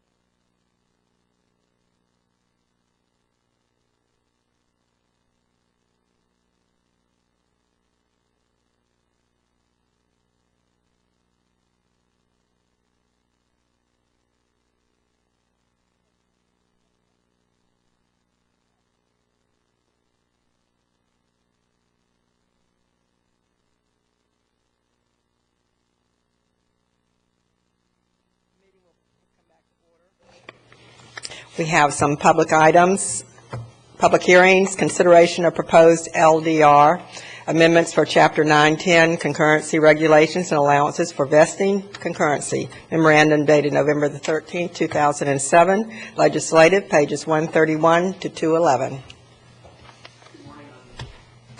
There we go. Good morning. I'm Stan Bowling, County Planning Director. Wanted to present to you all some amendments to Chapter 910, our concurrency regulations, and I want to go to their PowerPoint presentation now.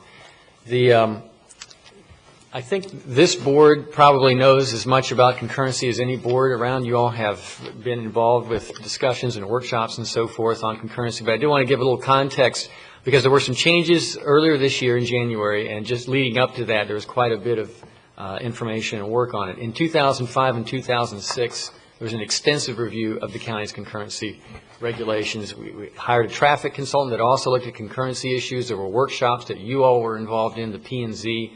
We had lawsuits. We had the Professional Services Advisory Committee, P&Z, and the board involvement. And on January 23rd of this year, 2007, the board adopted concurrency regulation changes. And I just wanted to recap those because most of these are not changing. The major changes to the current code, which was adopted last January, is reformatting and updating. We also put in a 7-year vesting provision where a developer enters into a proportionate share or a road improvement agreement. We also put in the code, what was already in the comp plan, a de minimis exemption for older platted lots. We allowed conditions to be attached to conditional concurrency tests.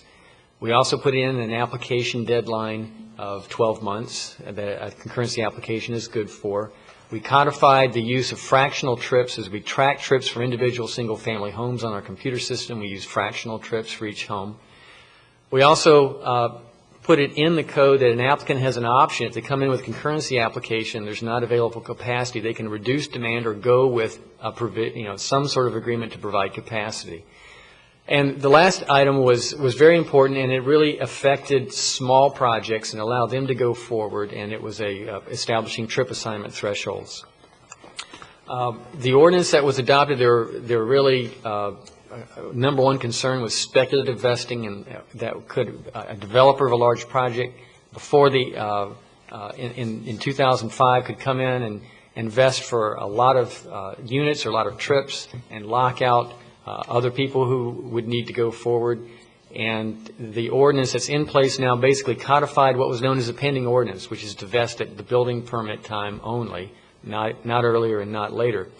Some things have changed since January of 2007, a couple of items. First of all, there were some capacity problem areas in particular that were concerns, and was some of the reason why persons were coming in to vest projects more than usual. State Road 60 was a problem, but that was fixed in March with your interest fee sharing agreement and moving that project forward with DOT. Another was US 1 in the central county, and there was a synchro analysis that you all approved in July that fixed some of the problem areas. There's also a real change in the demand, and the residential market that was booming in 2005 is long over by now. And we really view that now as an aberration. There's reduced demand for vesting, and some of the larger projects that vested in 2005, those concurrency certificates will be up in 2010, and some of those trips may actually come back onto the system. The problem with the current regulation of vesting only at the time of building permit is a problem that was recognized by the board in July, and that is that someone came in and got site plan approval but wasn't ready to build right away. They wouldn't be able to get a guarantee that they could move forward with their project. If we wanted to track industries or other target type of developments, that would be a difficult situation. We also are coming forward now with school concurrency, and we really need to shoot for a county-wide time of vesting that the municipalities, the school district, as well as the county can basically live with.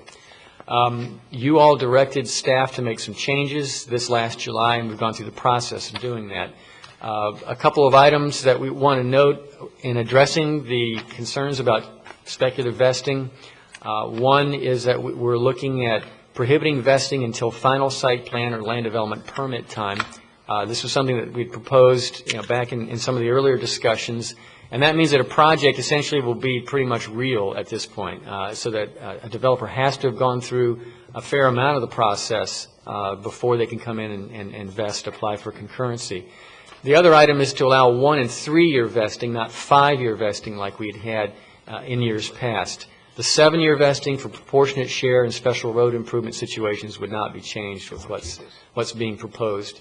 And this is a chart that is in the current ordinance, and one proposed change to it would allow a developer to vest after final site plan, or if they're developing a subdivision, at the time that they submit land development permit drawings for the infrastructure engineering. And this time of vesting, again, will allow a little more flexibility for a developer who's pretty far into the process, but doesn't have to wait till building permit time. We've also discussed this timing with staff and officials from other municipalities and the school district, and we believe that this can actually become a county-wide type of system, which will put everyone on an even playing field. We are proposing 2 alternative ordinances in your backup, and we presented these to the PSAC and the Planning and Zoning Commission. Alternative 1 would make the changes that I've described to vest for 1 year or 3 year, allow that vesting upon final site plan or submittal of a land development permit, and that would be for all types of development. It also, in the proposed changes, would allow an owner of a non-exempt lot to actually come in and apply for what we're going to call permanent vesting. A lot owner could come in if he or she was concerned about capacity for their particular lot. They could pay their fees and get vesting permanently, and that way they'd know they would always have a buildable lot. And the other item was something that we added as we went through the process from the PSAC meeting, and that was to put a special final plat notice and an off-plat notice for lot buyers to kind of advise them of concurrency. If a lot has not been, the impact fees have not been paid on a lot and they're not vested, a special notice. If this is adopted today in either alternative 1 or 2, we will later go back with another land development regulation amendment and update Chapter 913. Alternative 2 is very much like alternative 1 with really one difference only, and that is that the changes for allowing vesting a little bit earlier in the process would be only for targeted projects. Non-residential projects, basically commercial or industrial projects, mixed-use T&Ds, and affordable workforce housing. Those 3 types of development, in some respects, are targeted or promoted by comp plan policies. And so if you wanted to keep this allowance very narrowly focused, that would be one way to do it. In other aspects, alternative 2 is the same as alternative 1. The Professional Services Advisory Committee voted 8-1 to recommend adoption of alternative 1, and that's with the changes for the special notice that I described a little bit earlier. The P&Z voted 6-0 to recommend adoption of alternative 1, and staff also recommends that you all adopt alternative 1. Be glad to answer any questions that you all may have. Commissioners, any questions? A couple, Stan. One is that the off-plat notice that will be recorded on the lots, if there is concurrency or not. Would a normal title insurance search catch that, so when somebody's coming in to buy, it'll get flagged in that process? Right. That's our understanding of it. Actually, Attorney Warren Dill, who serves on the PSAC, worked with staff and helped us out to come up with that, and the attorney's office reviewed that. And we believe this is a way, most people don't look at plats when they go to buy a lot, but this should be picked up at least on the first or second transaction after conveyance by the developer. Okay. And then on the 1 or the 3 year initial certificate that you're proposing, in order to tighten this up even a little more, would it make any sense just to initially have just a 1 year certificate with the understanding that if they show progress during that 1 year, they can apply for a 2 year extension at that point? Or well, the reason we've proposed it the way that we have is the difference between the 1 year and the 3 year is that when you apply for the 3 year and you're issued the 3 year, you've committed to not getting impact fees back. And so that commitment, we don't want to kind of muddy the waters. You don't have to make that commitment with the 1 year. At the end of the 1 year, you could get your impact fees back. Okay. So that's why we wanted to keep those two separate and not let one kind of merge into the other, because that commitment needs to be made up front. Okay. So with the 3 year certificate, then they've committed the impact fee monies. That's and correct. They can't get those back. They can't get those back, and if, for instance, they don't build or don't build all that they had vesting for, those impact fees run with the land. They can use those at some other point in time. Okay. That's all I have. Any other, before I open for the public hearing? But the, Yes, Ms. Madam Chairman, but Stan, just to finish that conversation, but those trips do go back on that we can count after that 3-year period. That's correct. Whenever a concurrency certificate expires, those trips are taken off the system, and the developer could come back and get back in line, if there is a line, to vest those same number of trips, or maybe fewer, or maybe not at all. Does he still get the credit? Does he still get the credit as he did with the 5-year investment also? No, 5-year vesting, 3-year vesting, all of the, where the funds are not returned, the credit does go with the land. Okay. And just to clarify one other thing, what could occur is if impact fees increase between the time that they first pay them and the time that they're going to use them, that they still get the credit, but they're going to be paying at the higher rate always. So they may actually not be able to get as many trips after 5 years, not as many units.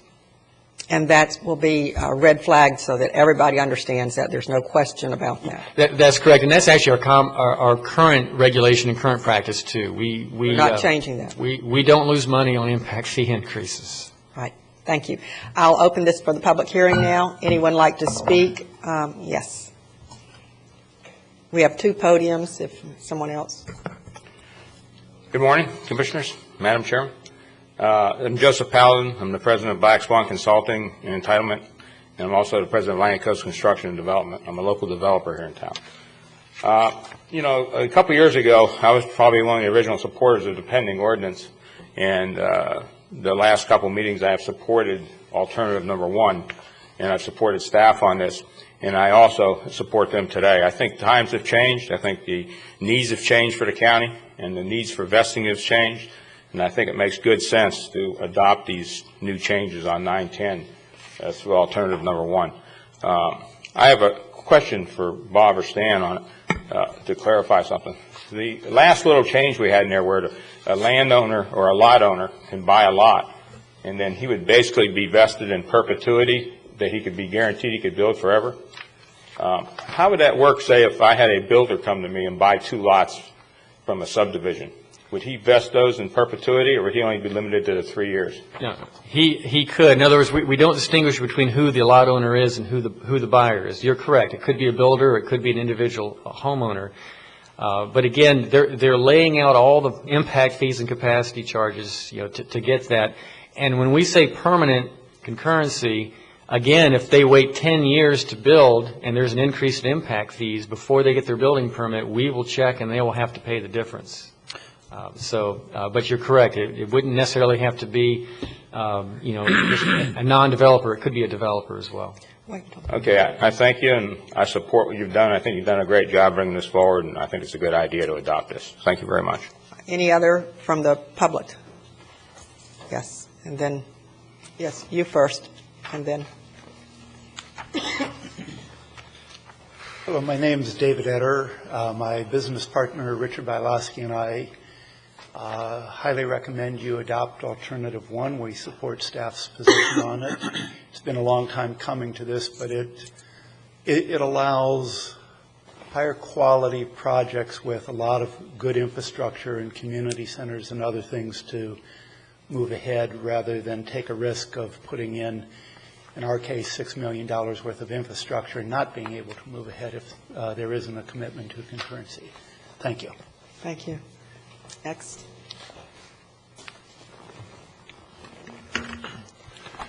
Bob Johnson, Vero Beach. I'm concerned about the school concurrency issue and how that relates to our responsibility as a county. Could the school out of the blue force the county to pay taxes unnecessarily because of their difference in planning concurrency, or how's that? We're getting reimbursed for our what we're doing, and and so forth? Or Bob, do you have an answer for that? Yes, I'm Bob Keating. I'm County Community Development Director. One, a couple of years ago with Senate Bill 360, the state mandated that all local governments in the state implement school concurrency. Indian River County was the first to submit all the comprehensive plan documents to the state regarding school concurrency. Even though we have done that, we're not all the way there yet. One additional activity that the board needs to do is, and the other local governments and the school board, is to approve an interlocal agreement for coordinated school planning and concurrency. And the county needs to do that by March 1st of this year. That interlocal agreement will spell out all of the details regarding school concurrency. It identifies the specific responsibilities of each of the parties, the school districts and the local governments. That interlocal agreement, which is in draft form and has been modified and is undergoing review by a committee of local government, school board, public, elected officials and staff, will be coming to you in February, and it will not commit the county to spending money or subsidizing the school district for providing the capacity needed to accommodate students. And the school district has responsibilities to make sure that they plan for the school needs that new development will be incurring. But the bottom line is no, there's no county financial responsibility that will occur because of school concurrency. I want a clarification, please, on this new interlocal agreement that we will have. In the final say, in the end, does the county commission have the say over the impact fees? Do we have to improve the impact fees of the school system? Okay, impact fees are different from but related to school concurrency. The Board of County Commissioners does impose impact fees, but I'm sure that you would look favorable, or I'm sure that you would weigh heavily any school district recommendation on school impact fees. I think. But I want a clarification on that. I don't think that if the school board recommended against an impact fee amount, that we would go ahead with it. I think they come and ask us to impose impact fees, and we approve that. And however, if they say they don't want impact fees, we're not going to definitely impose, because you have to have a capital plan and a justifiable report done by the school board. So I think it's kind of a strange situation in that we collect it and we impose it. However, they must request it, I think is how it goes. That's correct. It is the board's decision. The board has to adopt an ordinance imposing the impact fees, and we and the other local governments collect them. But as I said before, I'm sure that because the school board has indicated that they don't want to increase fees right now, I'm sure that you will take that into consideration with the proposed impact fee report. So it's not our responsibility to stop building because the school system didn't impose impact fees? In fact, it's not the impact fee, but there's some language in the interlocal agreement that we're working through right now, and that is an area that we've got to hammer out. And it says that the school district shall or the school district may, and that's the language right now, as far as putting forward a plan and requiring concurrency in the schools as developments come forward. And that is one issue that we're still having to hammer out. Because I am watching the other counties to see how they're crafting this.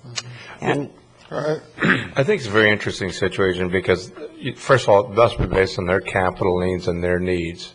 For example, when we did the impact fee study a little over a year and a half, 2 years ago, the school board asked us to put in that we readdress it within a year because they felt they were going to have larger capital needs, which we wrote in our ordinance and had to address it. Even though it's hard economic times right now, we were left in the predicament where we had to address the impact fees.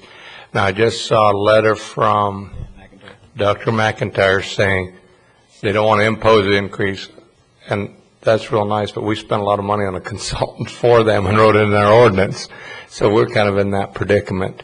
I think the first thing is they must request that we impose it, and it's up to the commission to impose the impact fee. But they also, if they change their mind, they also have to come back and tell us that.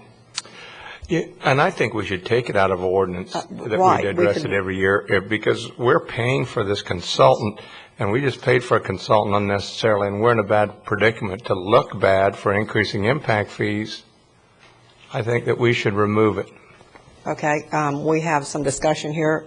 Yeah, I just want, now, my understanding is, Bob, is that the capital improvements projects that the school board funds is through a 2 mil in their tax. Is that correct? Or? Some of it. Yeah. But not all. But you know, and when I read the letter that did come in, it seemed a little inconsistent. They're worried about the hard times. They don't want to increase the impact fees, but I don't think they're doing anything with the millage rate that they're capped at 2 mils with their capital outlay. No, I realize that. But the point is that hard times fall on everybody, and the 2 mils that they're charging for capital improvements isn't being reduced. Mm-hmm. And I think that they should weigh, because the difference with the 2 mils, every taxpayer in the county pays it. The impact fees are paid by people that are creating the burden on infrastructure. And so it's kind of, in my mind, it's kind of like saying, well, we'll let the new people or the people that are creating the demand for infrastructure slide, and we'll keep it on mills so everybody in the county is paying for it. So in essence, to some degree, the general taxpayer is picking up the cost of new growth. Well, but the difference there is the funding source. You use PICO funds, public education and capital outlay, and then you've got the 2 mills, and then you've got the impact fees. And the bonds. And well, the bonds. But the significant part about the impact fees is that's got to be for added capacity. The PICO funds and the capital outlay funds, those are for renovations and repairs and such as that to existing structures. So very similar to how our impact fee dollars have got to go on a road to increase capacity, not for blacktopping an existing road. So what you said on the surface makes sense, but whenever you look at how the state tells you how you can spend money, and God bless the school board, they have the job of being told how to swim with their hands tied from the state, and but that's the main difference in what they're dealing with the 2 mil. But part of that 2 mil also goes for, in increased infrastructure. Yeah, absolutely. Demand. So, absolutely. So it's still the same argument. That may not be 100% the cost, but it's still the same argument that, how are you going to pay for new demand on infrastructure? And I guess that's the philosophy that we all had, and if their philosophy changes, we ought to be notified and have a conversation about that. Yes, we are. I mean, we've looked at that letter, and we've got the task force to look at the impact fees. I think we've been put in an uncomfortable predicament because the school board had us write an ordinance that we would revisit our impact fees a year later, which we did, and so that they could increase it because they had lower land costs and building costs. The economy has gone bad since then. We've done what is in our ordinance, and it puts you in an uncomfortable predicament, and that we just got a letter saying they're not interested in increasing them. So I think that's great, because right now a lot of developers and builders are having hard economic times, and that's something you get to take into consideration if you want to recover 100% of your costs. But it is a very strange predicament to be put in. And we'll be writing a letter. One follow-up question. The school board has loaned another county several $1 million as part of that millage that Gary was talking about, and I would prefer to see us use that money, have the school district have that money returned, so that we as taxpayers don't pay unnecessarily for the impact fee. Thank you. Okay. Any further discussion of this? I have on something else, but not to do with this. Along the same. Well, we still have the open public hearing. Yeah, no, I realize that. Okay. B. My name is B. Gardner. I think what we're finding here in your discussion, and it's quite interesting, is the fact that the devil is always in the details. And we're not sure where we're going with this.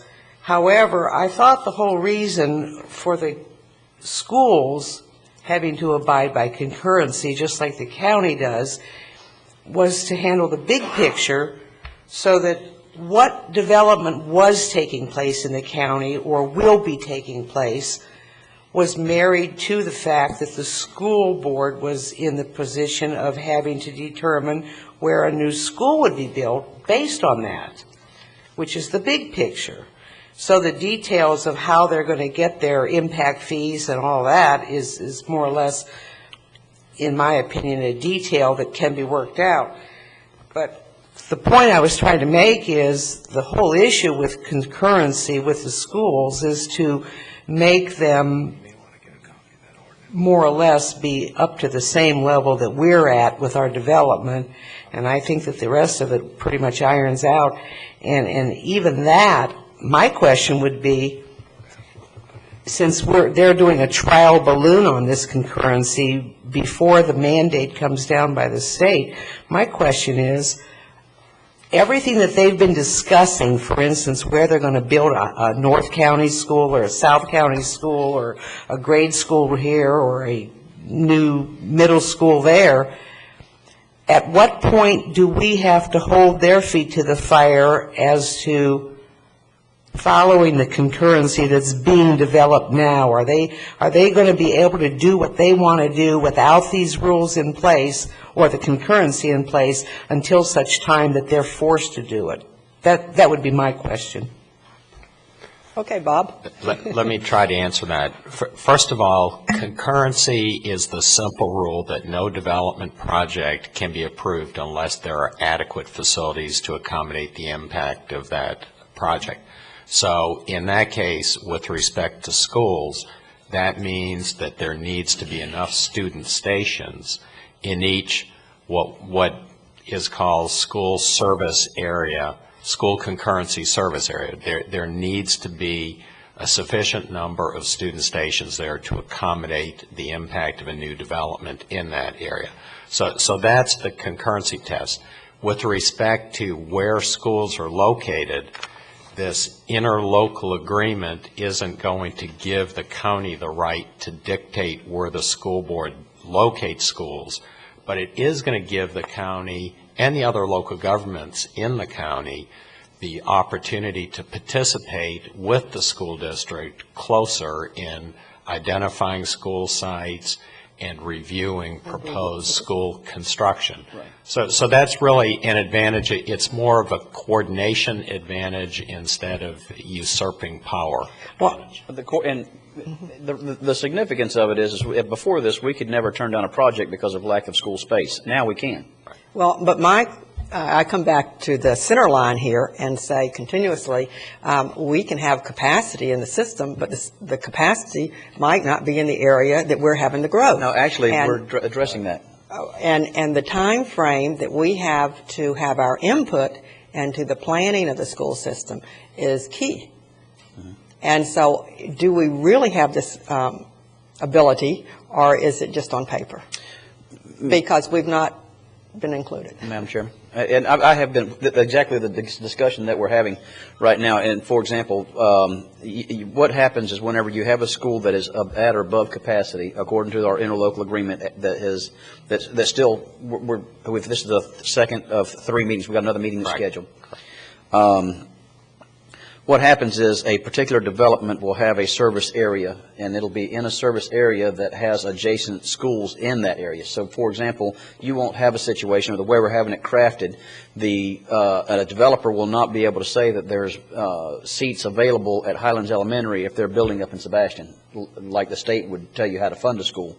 If you needed to build one, they say you couldn't build one at the north end of the county because you have seats at the south end of the county. So we have a boundary area or a district area for a development, and how that would affect the surrounding schools, and the developer and the school district would plan accordingly, much like a proportionate share would if it were a road that the county was doing. Well, I guess what I'm getting back to is zones. and no school system wants to put zones in. Are we putting zones in, and are we sticking to the zones, and are we evaluating from the high school to the elementary school? Yes. And yes, when there- do we have this input? These, actually, the zones were within the public school facility element that we recently, that y'all adopted and was sent to Department of Community Affairs for their final compliance review. We'll be presenting that again in the interlocal agreement, but there are 3 zone maps, one for high schools, one for middle schools, and one for elementary schools. And the concurrency test is going to be done in each zone. But as Commissioner Davis indicated, state law allows an applicant or requires a school district to look at adjacent zones to see if there's capacity. So this is a nuance of state law.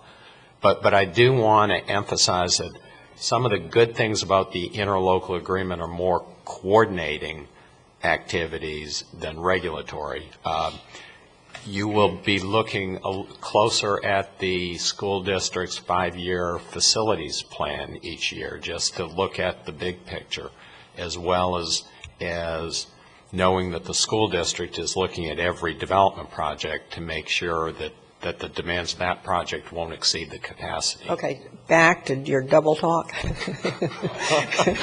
I don't mean that unkindly, but you said we were looking at zones, but we were also able to look at other zones. So really, there are no specific zones you can overlap into the next zone. Is that what you're saying? Yes, that's state law, but it's only the adjacent zone. You can't go, as Commissioner Davis said, you couldn't. Oh, I got that. There are only 2 high schools. Right. Okay. The other thing, can we be in this county stricter than the state law? As far as capacity and zoning, and what we're looking at here. Can we, because we always pride ourselves of doing above average in the school system, building the schools, looking about the children, and then what is really required at the state level. Can we also do this in our capacity jointly with the school system? Yes and no. Okay. In some aspects, you can be strict. You can set a level of service, right, basically how you want it. Right now, the level of service is set at 100% of fish. With respect to not looking at adjacent districts, I don't think you have the ability to be stricter than the state. I would defer to Will, but I think that is written in the statute, and I don't think you have the discretion to deviate. Okay. I won't dwell on this, but just wanted to clarify it. Yes. Continuing the open public hearing. Good morning again. Briefly, Joseph Paladin again. My response is more in direct to what Commissioner Wheeler had stated when he spoke on capacity and concurrency. I'm on the task force for impact fees, along with Bob Keating and several other people. And we've had a lot of extensive discussion over school concurrency and school impact fees. And this has been established, through our committee basically, and stated through people that represented the school board, that the impact fee for schools is a very small part of the funding of schools. It's a very municipal part of that. And Commissioner Wheeler and I and the rest of you have always agreed that new development should pay for new development. So it's not impacting the citizens that are already here. But I think one of the biggest cost factors you have is the reduction in classroom size. The reduction in classroom size therefore affects people that are already here in the system, almost more so than new development, because we have a lot less new development today than we do development that's already here. And secondly, the other thing we took into consideration is that all the empty houses you have out there that are vested and sitting there empty, those people or those houses do not have people or kids in schools, even though we paid the impact fees on those. So we took all that into consideration in our task force, and when we bring that report forward in the next month or so, I think you'll see that. Bob, Madam Chairman, yes, and along those lines of the empty student stations, we do a count for the number of houses in a geographical area or in the county, and then we get a student body count for middle school, high school, and elementary school. How often will we be doing that count or that snapshot? For example, exactly what Mr. Paladin just said, I venture to say that our numbers are going to be skewed right now a little bit because we have empty houses out there that have paid capacity that have ghost allocations in the schools just like they do on our roads. So, and I don't remember, how often are we going to reevaluate that number? Well, the school district has an excellent database where they know where each student is. And in the process of preparing the school concurrency documents, we use that database, we use GIS technology, and compared the school district's database of where kids were by grade level with the housing type. So we could determine how many kids per unit in elementary, middle, and high school. We won't be doing that regularly. We will do it occasionally, probably once every several years. But the school district does counts twice a year. They do a fall and I think a winter, spring FTE. So we will be using the school district's counts of students at each particular school on an annual basis, just like we use the Chris Mora's counts of roads each year, and that's when we will also modify the vesting of schools at that time. We will take the units that have been CO'd in the past year and take those vested students out because they will be incorporated within the FTE counts that were done. And I understand that completely, but those are only warm bodies in the school building that day. And I do want to bring up one other planning tool. This is a county, a relatively small county compared to our neighbors, and that we have several private school systems here. And so when you talk about counting the numbers and the vacant houses and this and that and the other, this is most unusual. We have the Catholic school system, St. Edward's, we have homeschooling. We have a large, I would think, amount of students who do not attend public schools. And that needs to be factored in. And I'm going to continuously look at the zoning and to fine-tune all this because it is most important that we get accurate and numbers. And the school system, as much as I love the school system and I was involved with it and everything, their numbers have been wrong several times. So it's doubly, correct that we need to have a real close relationship with our numbers. The biggest debate right now on the task force that I'm working with is not the private schools, but the charter school issue. And because we actually have... You can call that public-private. Well, yes, but it is a segment out there that we're having to deal with because of the language and how it states that you can use a charter school for capacity, and depending on the type of the structure that the charter school builds, whether they meet SFREF standards, it just opens up another box that we're still trying to get to the bottom of. And the tone that I hear from this community is they would like more charter schools. So that needs to be worked out, factored out, and we need to have a close relationship and philosophy as we move forward. And I believe we have probably more charter schools per capita than any other district in the state. Okay, I think we have talked that out. Anybody else? I close the public hearing. I have a question. Okay.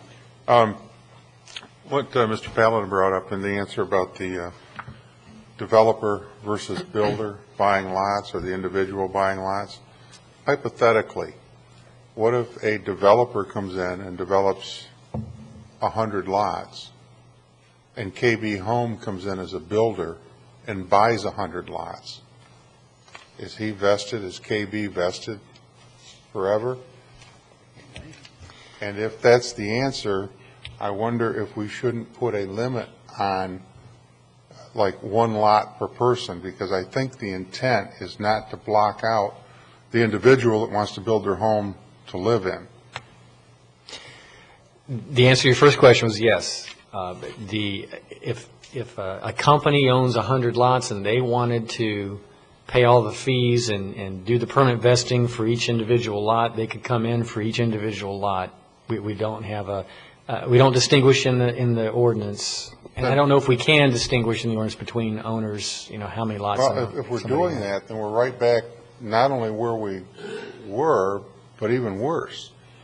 Because, as I understand it, those 100 lots would be vested in perpetuity, where now there's a limit of 5 years on how long they would be vested and tie up capacity on the road. So we're creating a situation again where the large developer like KB or Devasta publicly, where money's not an object, could come in and do it that way. And instead of freezing out the smaller developer for 5 years, now we're freezing them out indefinitely. You're correct. That's the trade-off that's proposed. That is a possibility if somebody wanted to put up that much money for platted lots. They've gone all the way through the process and they have platted lots. Commissioner Davis? So that was a question that I had whenever somebody was speaking earlier, is that if somebody bought a 3-year, under the new plan, a 3-year concurrency certificate on a lot, those trips would or would not ever come off of the count. Yeah, if at the end of 3 years they had not gotten a building permit, they had not built, yes, those trips, that concurrency certificate would expire, those trips would come off the system. But those dollars would stay with that property in perpetuity. That's correct. Okay. Then, so the question is if somebody bought 100 lots and they did the same thing, they would buy only a 3-year concurrency certificate. They could not buy anything longer than that. Therefore, it would tie up those trips for 3 years, and then they'd go back on the system. That's the developer, though, not the builder. But I'm asking if I, as an individual, did it not as a developer, not as a builder, but as an individual did that, would those trips, is there any differentiation about when the trips would come back on the system before a 3-year certificate? Right. The difference is this. Once a lot has been platted, everything's been built out and platted, what is proposed is an allowance, if it's a new lot, to allow someone to vest permanently for that lot, so that lot is permanently vested. You may recall we had previous discussions back in earlier part of this year about actually requiring a developer who's coming in for a final plat to go ahead and pay at final plat all of those lots and permanently vest all those lots. Instead of requiring that at final plat, what this proposes to do is allow, okay, if a developer develops new platted lots, they're not vested, they could get vesting on some or all of those lots, or a subsequent buyer could get vesting on some or all of those lots. So this is a little bit of a variation on one approach that we had discussed, back in January, vesting at final plat time. But I'm good with that, but you didn't. My question again is, if anybody purchases a 3-year certificate, whether they do it at LDP, final plat, or building permit, regardless of when it is, regardless of who it is, after that 3-year period, I understand the money stays with, the fees stay with that lot or that parcel in perpetuity. But do the trips get added back to the system after the 3-year period if they do not pull a building permit and put a house up? Yes. So there's no problem there. No, I don't. We're misunderstanding or miscommunicating, because if you're telling me they're vested forever, then those trips stay on the road because they're vested. If those trips come off the road, we're talking about. Yeah. I'm talking about two different kinds of concurrency.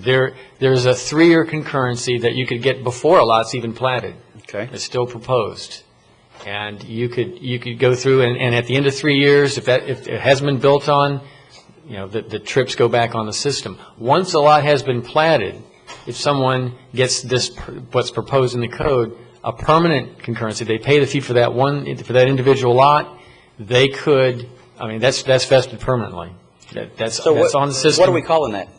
I hear about a vesting of a 1 year, of a 3 year. Right. It's a permanent. And a building permit vesting. Right. It's a permanent concurrency for an individual lot.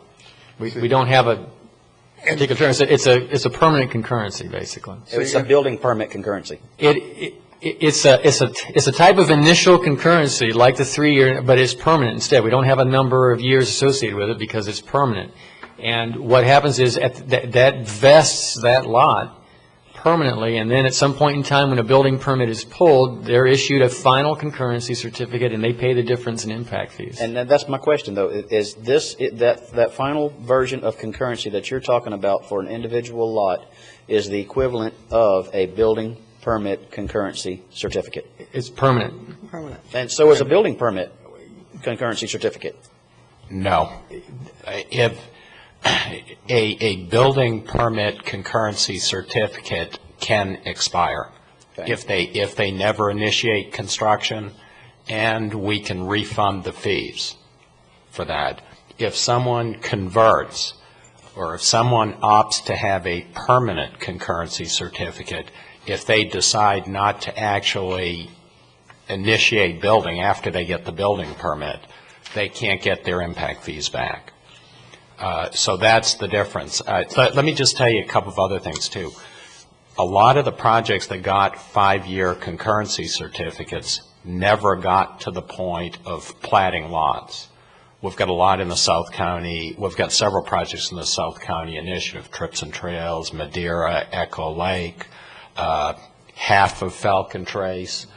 None of those ever got to actually final platting lots. And actually, they wouldn't be able to do now, if you pass this ordinance, what they did back then, because several of them were not at the land development permit applications point when they vested. Now, the difference here is once the lots are established, there's an opportunity for either a builder or just a regular buyer to opt for the permanent concurrency. But a lot of times they may not do that because it's a significant upfront expense to pay that money, and they're not going to be able to get it back. Like Stan said, that the impact fees will run with the land, but the payer cannot get them back if he opts not to go ahead. See, Bob, I understand what we're trying to do, and my intent all along on this was to protect the little guy. Well, we're trying to protect the little guy by saying if you have a lot, but what we're doing is we're opening the door for the giant again. I read last year in one of the papers, Wall Street Journal or something, I mean, Lennar Homes. They walked away and left $500 million on the table. Now, if they're going to come in and develop something and get it to platting, and then have two corporations and the other one come in and buy all the concurrency on these lots for the next 20 years, you know, these are publicly traded companies. They're going to be around for 100 years. This is money in the bank, and they'll do it. And they're going to put the little guy out of business again. And I got a real problem with that. I mean, we need to protect the people here and the small entrepreneur and the guy that's trying to make a living, not Wall Street traded companies that have the ability, the financial wherewithal to do this. And that's my concern. I'm all for protecting the individual lot owner, but there's got to be some way to say, yeah, because what we're doing is we're just taking the same problem we tried to correct with a building permit, and we've just moved it a little farther down the road where it's going to cost a little more money. But I mean, I think they look at 20 and 30-year investments in these companies. They aren't looking at an investment and a return tomorrow like the local builder or local entrepreneur is trying to make a living out of this. And that's my biggest concern is what kind, protection that we were Actually, this was meant to try and help the little. Absolutely. This is meant. What we're doing right now is try to help the little person who can only afford to put the infrastructure in, but if he does, he can't afford the downside risk of holding on to something because he doesn't have concurrency. Right. So even though he put on all the infrastructure, but he can't afford to because he can't guarantee he's going to have concurrency. This gives him that option for the little guy. Right now, they can't step up. They're not going to do a development. It's only going to be the big guys. Well, and that's the issue that Gary brought up is not what you're talking about, because what you're talking about is what we're addressing. I understand that. The question here is the permanency of the capacity that does not expire. And with us allowing somebody, even though our intent was the little guy to have the permanent capacity that does not expire, we're playing into the big guy's hands, because then they have the ability and the financial wherewithal to strike the check to make it so that they are the only ones, in fact, in a time that we just went through, that will have lots that you can build a building permit on. So the best thing for us probably to do is to consider not to have a non-expiring form of concurrency. And if we're trying to protect the little guy, why couldn't we legally say this applies to one lot per individual? If I got 5 kids, I could put 5 lots in the kid's name if I wanted to do that. But why not limit that so we're being specific and protecting the people? Is that legal? Will? Yeah, I don't see why we can't do it. We're talking about in another alternative, making it available only to TNDs or industrial commercials. I don't see why you couldn't have a similar limitation that you think is in the public interest to say an individual owner of a platted lot, or 1 lot per person even. Yeah. The provision that we're speaking of in alternative 1 is on page 8, and it's called permanent initial concurrency determination, and it's 1 paragraph under paragraph C. And I'm not sure what page. 192 in the packet. 192 in the packet. And about 2/3 of the way down, under item paragraph C, permanent initial concurrency determination. This is the provision that we're speaking of. And the language that's, again, obviously currently in the backup is simply an owner of a platted single-family lot. And so what Commissioner Wheeler suggested, well, I guess there may be some wording that you'd want to offer on that. Maybe an individual owning a platted single-family lot, and that way you get it out of the corporations and the LLCs. And it's not the entity. It is the number. Yeah. That I mean, you can own something in an LLC or in a corporation, and that doesn't bother me. It's just that whether or not you come in and do 100 of them at a time. That would maybe that individual could get a permanent initial concurrency for 1 house per year, something similar to owner-builder. I have closed the public hearing, but I do see someone that 2 people, so I will, if you don't oppose, reopen the public hearing. Hopefully they've got the answer for us. Yes. So I know Bruce will. Absolutely. Yeah, come on down. And it's good to see you back here, Bruce. Thank you very much. Nice to be back. If I understand your concern. Could you name and address? Bruce Barquette. I practice at 756 Beachland Boulevard, Vero Beach, Florida. I want to point out that what Bob said is pretty critical. The difference here is before you can invest, you have to have completely built out your subdivision, put all your infrastructure in, and then created your lots, paid your impact fees, so that at that time, when you've paid your impact fees, you've given the county the money it needs to make the improvements to make that lot buildable. Well, that lot, you should be allowed to vest it. I mean, you've done everything you're supposed to do. You've paid all the money, not just for the permitting, but to actually put infrastructure in your subdivision and given money to the county and said, you've told me this is what it takes to create capacity for this lot. And at that point, that lot should be vestable because you've paid all the money that you're supposed to have paid to create capacity for that lot. And you're not going to take those roads away. Now, if new projects come in that require more capacity, they have to pay more impact fees. So the difference between what you're doing now and what you had before is, as Bob said, people could come in like in WCI, not do any project, just buy capacity. Well, you're not allowing that. But Gary, if I understand your concern is, it's not with the developer vesting his lots. It's if the developer sells to a builder downstream. Is that correct? Well, yeah, because as my understanding, the developer can't vest for more than 5 years. 3. I mean, that's where they're at. I mean, they can come in and put everything in, but they can only hold that concurrency for 5 years. What we're talking about now is allowing someone to hold that concurrency forever and ever and ever. Well, is it true that a developer under Alternative 1 can't vest each lot permanently by paying the initial concurrency fee? No, a developer could. If the developer owned the lots, he could permanently. So that prevents, if the developer can do it, that prevents what you're talking about. That avoids a speculator coming in and buying lots that are permanently vested. The developer is the one that actually put all the money down to do the project. You should leave that. If you want to prevent a speculator or a builder from coming in and buying 100 lots and locking up concurrency, I don't really have a problem with that. I don't know how you're going to do it, but I don't have a problem with that. Well, the way you would do it is the amount of time.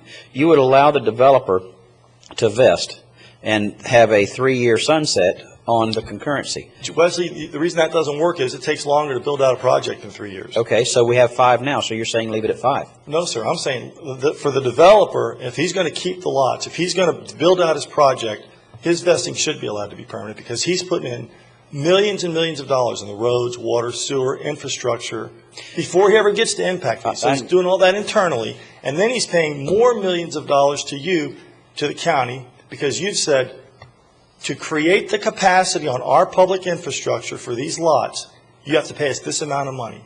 So, and when you pay us that amount of money, we as a county have the obligation to create that infrastructure. Well, then, once you do that, you're not going to take that infrastructure away. You're not going to decrease the number of schools. You're not going to eliminate the roads that you built with that impact fee money. You're not going to take away the water and sewer capacity that you created.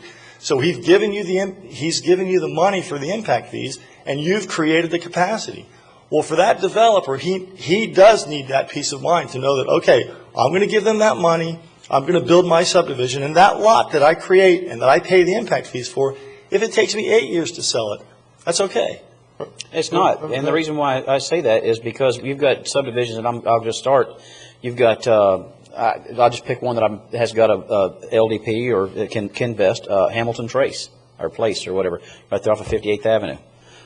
It's sitting there. And we would, I believe it's 50 lots or 80 lots perhaps, but they would have the opportunity to have those ghost trips tying up capacity for the school district, as well as our roads. And God only knows how long it's going to be before that gets 20 houses built in there.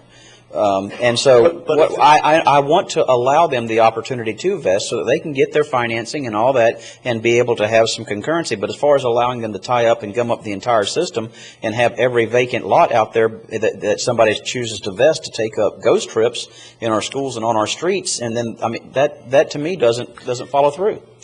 Wesley, the problem you're describing, first of all, hasn't existed. Projects like that, projects that actually built their lots, haven't gummed up the system. What's gummed up the system is projects that came in before they ever had a project and just bought concurrency. No project that actually built their lots and created the infrastructure for a subdivision has gummed up the system. In fact, no business model would work like that.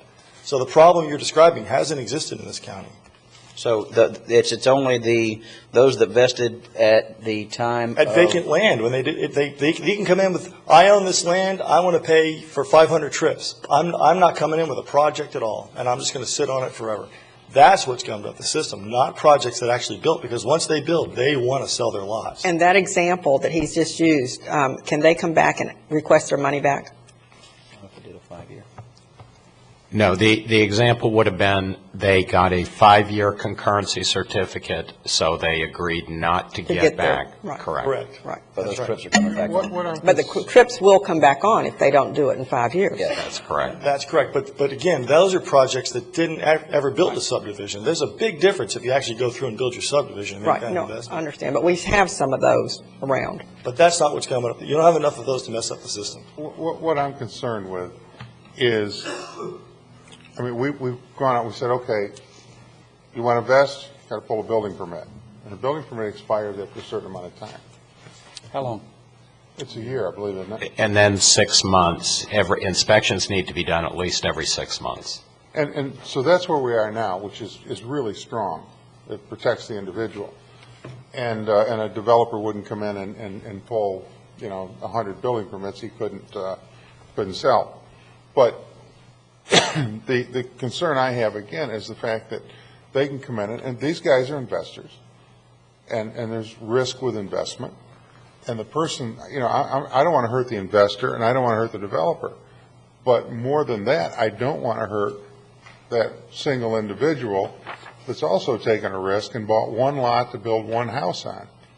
And I think that's what we're running the risk. And as Bruce mentioned, what we're talking about is loosening up some of the tightness on this, not making it worse. And how far back do we loosen it up? And, again, the big publicly traded companies, basically money's not an object for them. It's not a problem. And they'll do what they have to do to get a competitive edge. Yeah, to be as much of a monopoly as possible. Yes.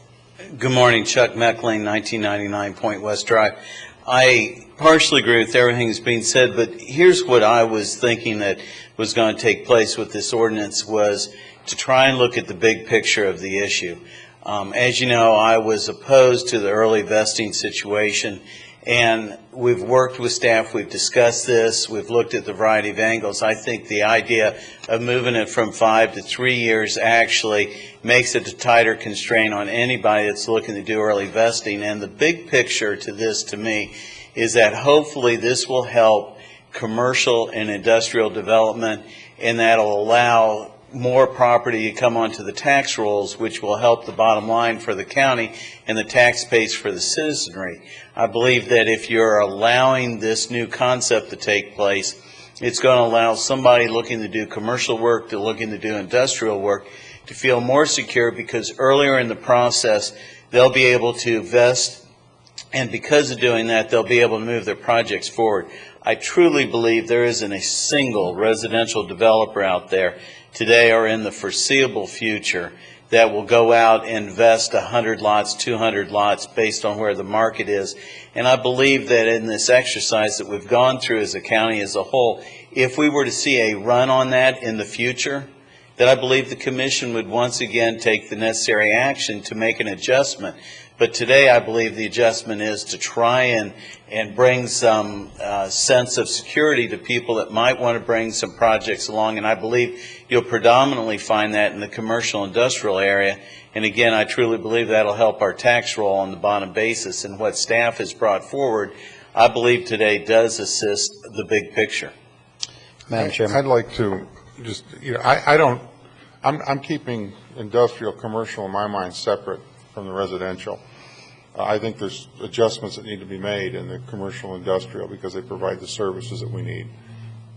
But again, I think that some of the developments that have come in here with 1,200 lots, 1,700 lots, fast forward 20 years, what we're talking about, you say won't happen, maybe it will happen, because 20 years ago nobody thought anybody was going to build a 1,500 lot subdivision here. And I believe that the Commission would adjust again if there was a run on that. Well, right now, though, Chuck, we've got ghost trips, and people can't build, and Bruce said, well, you'll build more infrastructure. Well, the infrastructure is not built, and then so many years out, we have to have it on the books to build it, but it's still not built. We got ghost trips there because people have tied up the capacity by investing in advance, and you're still 5 years down the road, even if you still can't build. They've got the capacity until we get and build the roads and schools and stuff that we need. And I agree with that, and I believe that what staff did make the adjustments that would be pertinent to make this work. And I believe that this would be something that would help in the middle of the road of the situation. And I was, as you know, Gary, I was opposed to early vesting. And I believe that if maybe we'd have stopped that earlier, we would have caught our breath in this situation. But I believe that staff, as well as everybody involved, now understands what took place and those adjustments been made in the ordinance. Commissioner Davis? Yes. I think that the only part of this that I think really giving me heartburn now is the item C on 192. And if we could put a number of lots that an individual, or even if it's a single lot, the permanency of it, I still have a hard time getting over, because as much as I hope we do not go through what we've gone through, I want to leave policy in place for this community that ensures the small guys taken care of whenever I'm not here. And that's where I'd like to wind up with this. So I think we all feel that way, and this was what we're trying to accomplish. So if we could put that into the ordinance, that would be great. Commissioner? I understand 100% what Commissioner Davis is trying to get to, but I think if we limit it at that level, there's probably a lot of small little builders out here that might go out and buy 5 or 6 lots, and they're building 1 or 2 homes a year, and that might eliminate them. And those are our local guys. I'm good with 5 or 6. Okay, well, yeah, maybe an easier thing is if we take alternative 2, which is non-residential. Help me on page. Well, 136 at the top. Right, the third page in, I think. Hold on 1 second now. Alternative 1 is all projects. Alternative 2 is the targeted ones, and there's 3 targets here: the non-residential, the mixed use, and the affordable workforce. And maybe we could just add there in residential projects of less than 100 lots or something. and that all of this that we've talked about would only apply to residential projects less than 100 lots. That way, the KB homes and their 1,500 lots are excluded. But like Mandela Club, what do you guys, 60 or 70? 90, okay. They would still be allowed to go forward and sell those lots and get permanent concurrency, but they're not buying up an entire roadway because we're saying only those projects of 100 lots or less. I understand what you're saying. My problem with it is the fact that I do not want permanent capacity to go to anybody but one step removed from the end user. And that would be if as little guy as possible. Not to say that the Mandela Club's not, but what we're talking about here is those that are allowed to, in Alternative 2, it doesn't talk about permanent type of vesting in any of Alternative 2. Every one of those, if I'm not mistaken, are designed to have a certificate that expires. And then if we're going to do a permanent type of capacity, which I do like, but I do like it only for an individual. I don't want to go by an entity. I'd like to go by a number of lots. That way, any entity, even if they're not an individual, they could be an LLC or they could be incorporated or whatever, but still they could only have 5 lots, and it would address the what you're talking about. Right, but I think you can get around that because it doesn't cost you about $10 to form an LLC. That's what I'm saying. That's why I want to do it as the number of lots, because if an LLC comes in with 5 lots, they still have the same rights as somebody that's incorporated. Right, but then the same KB homes, okay, they would do Vero Beach LLC 1, get their 5 lots, and they would do Vero Beach LLC 2, get 5 more lots, and they could still buy out the whole street. But look, the other thing is, there's 2 separate vesting here. What we're loosening up here is the fact that they can vest for 3 years now, and so on and so forth, before building permit. And that's going to help people like Mandela that need that to vest to put the infrastructure in. It's the permanent that I'm concerned about, not the 3-year one. A 3-year one, I can live with that. I think the 3-year one's fine, and that gives a developer an opportunity to move forward and play the game as, it's saying, okay, you build, they can sit there for 40 years and tie up capacity. And that's why and if we're going to tie up capacity, I'd rather see it done by an individual that maybe something happened in their life they aren't going to build, and 10 years later the kids are going to build or something. Well, and that's my point exactly. That say Mandela Club develops their 90 lots, and somebody, Mr. Paladin, who's a builder also, says, I like their location, I like that, I think it's got potential.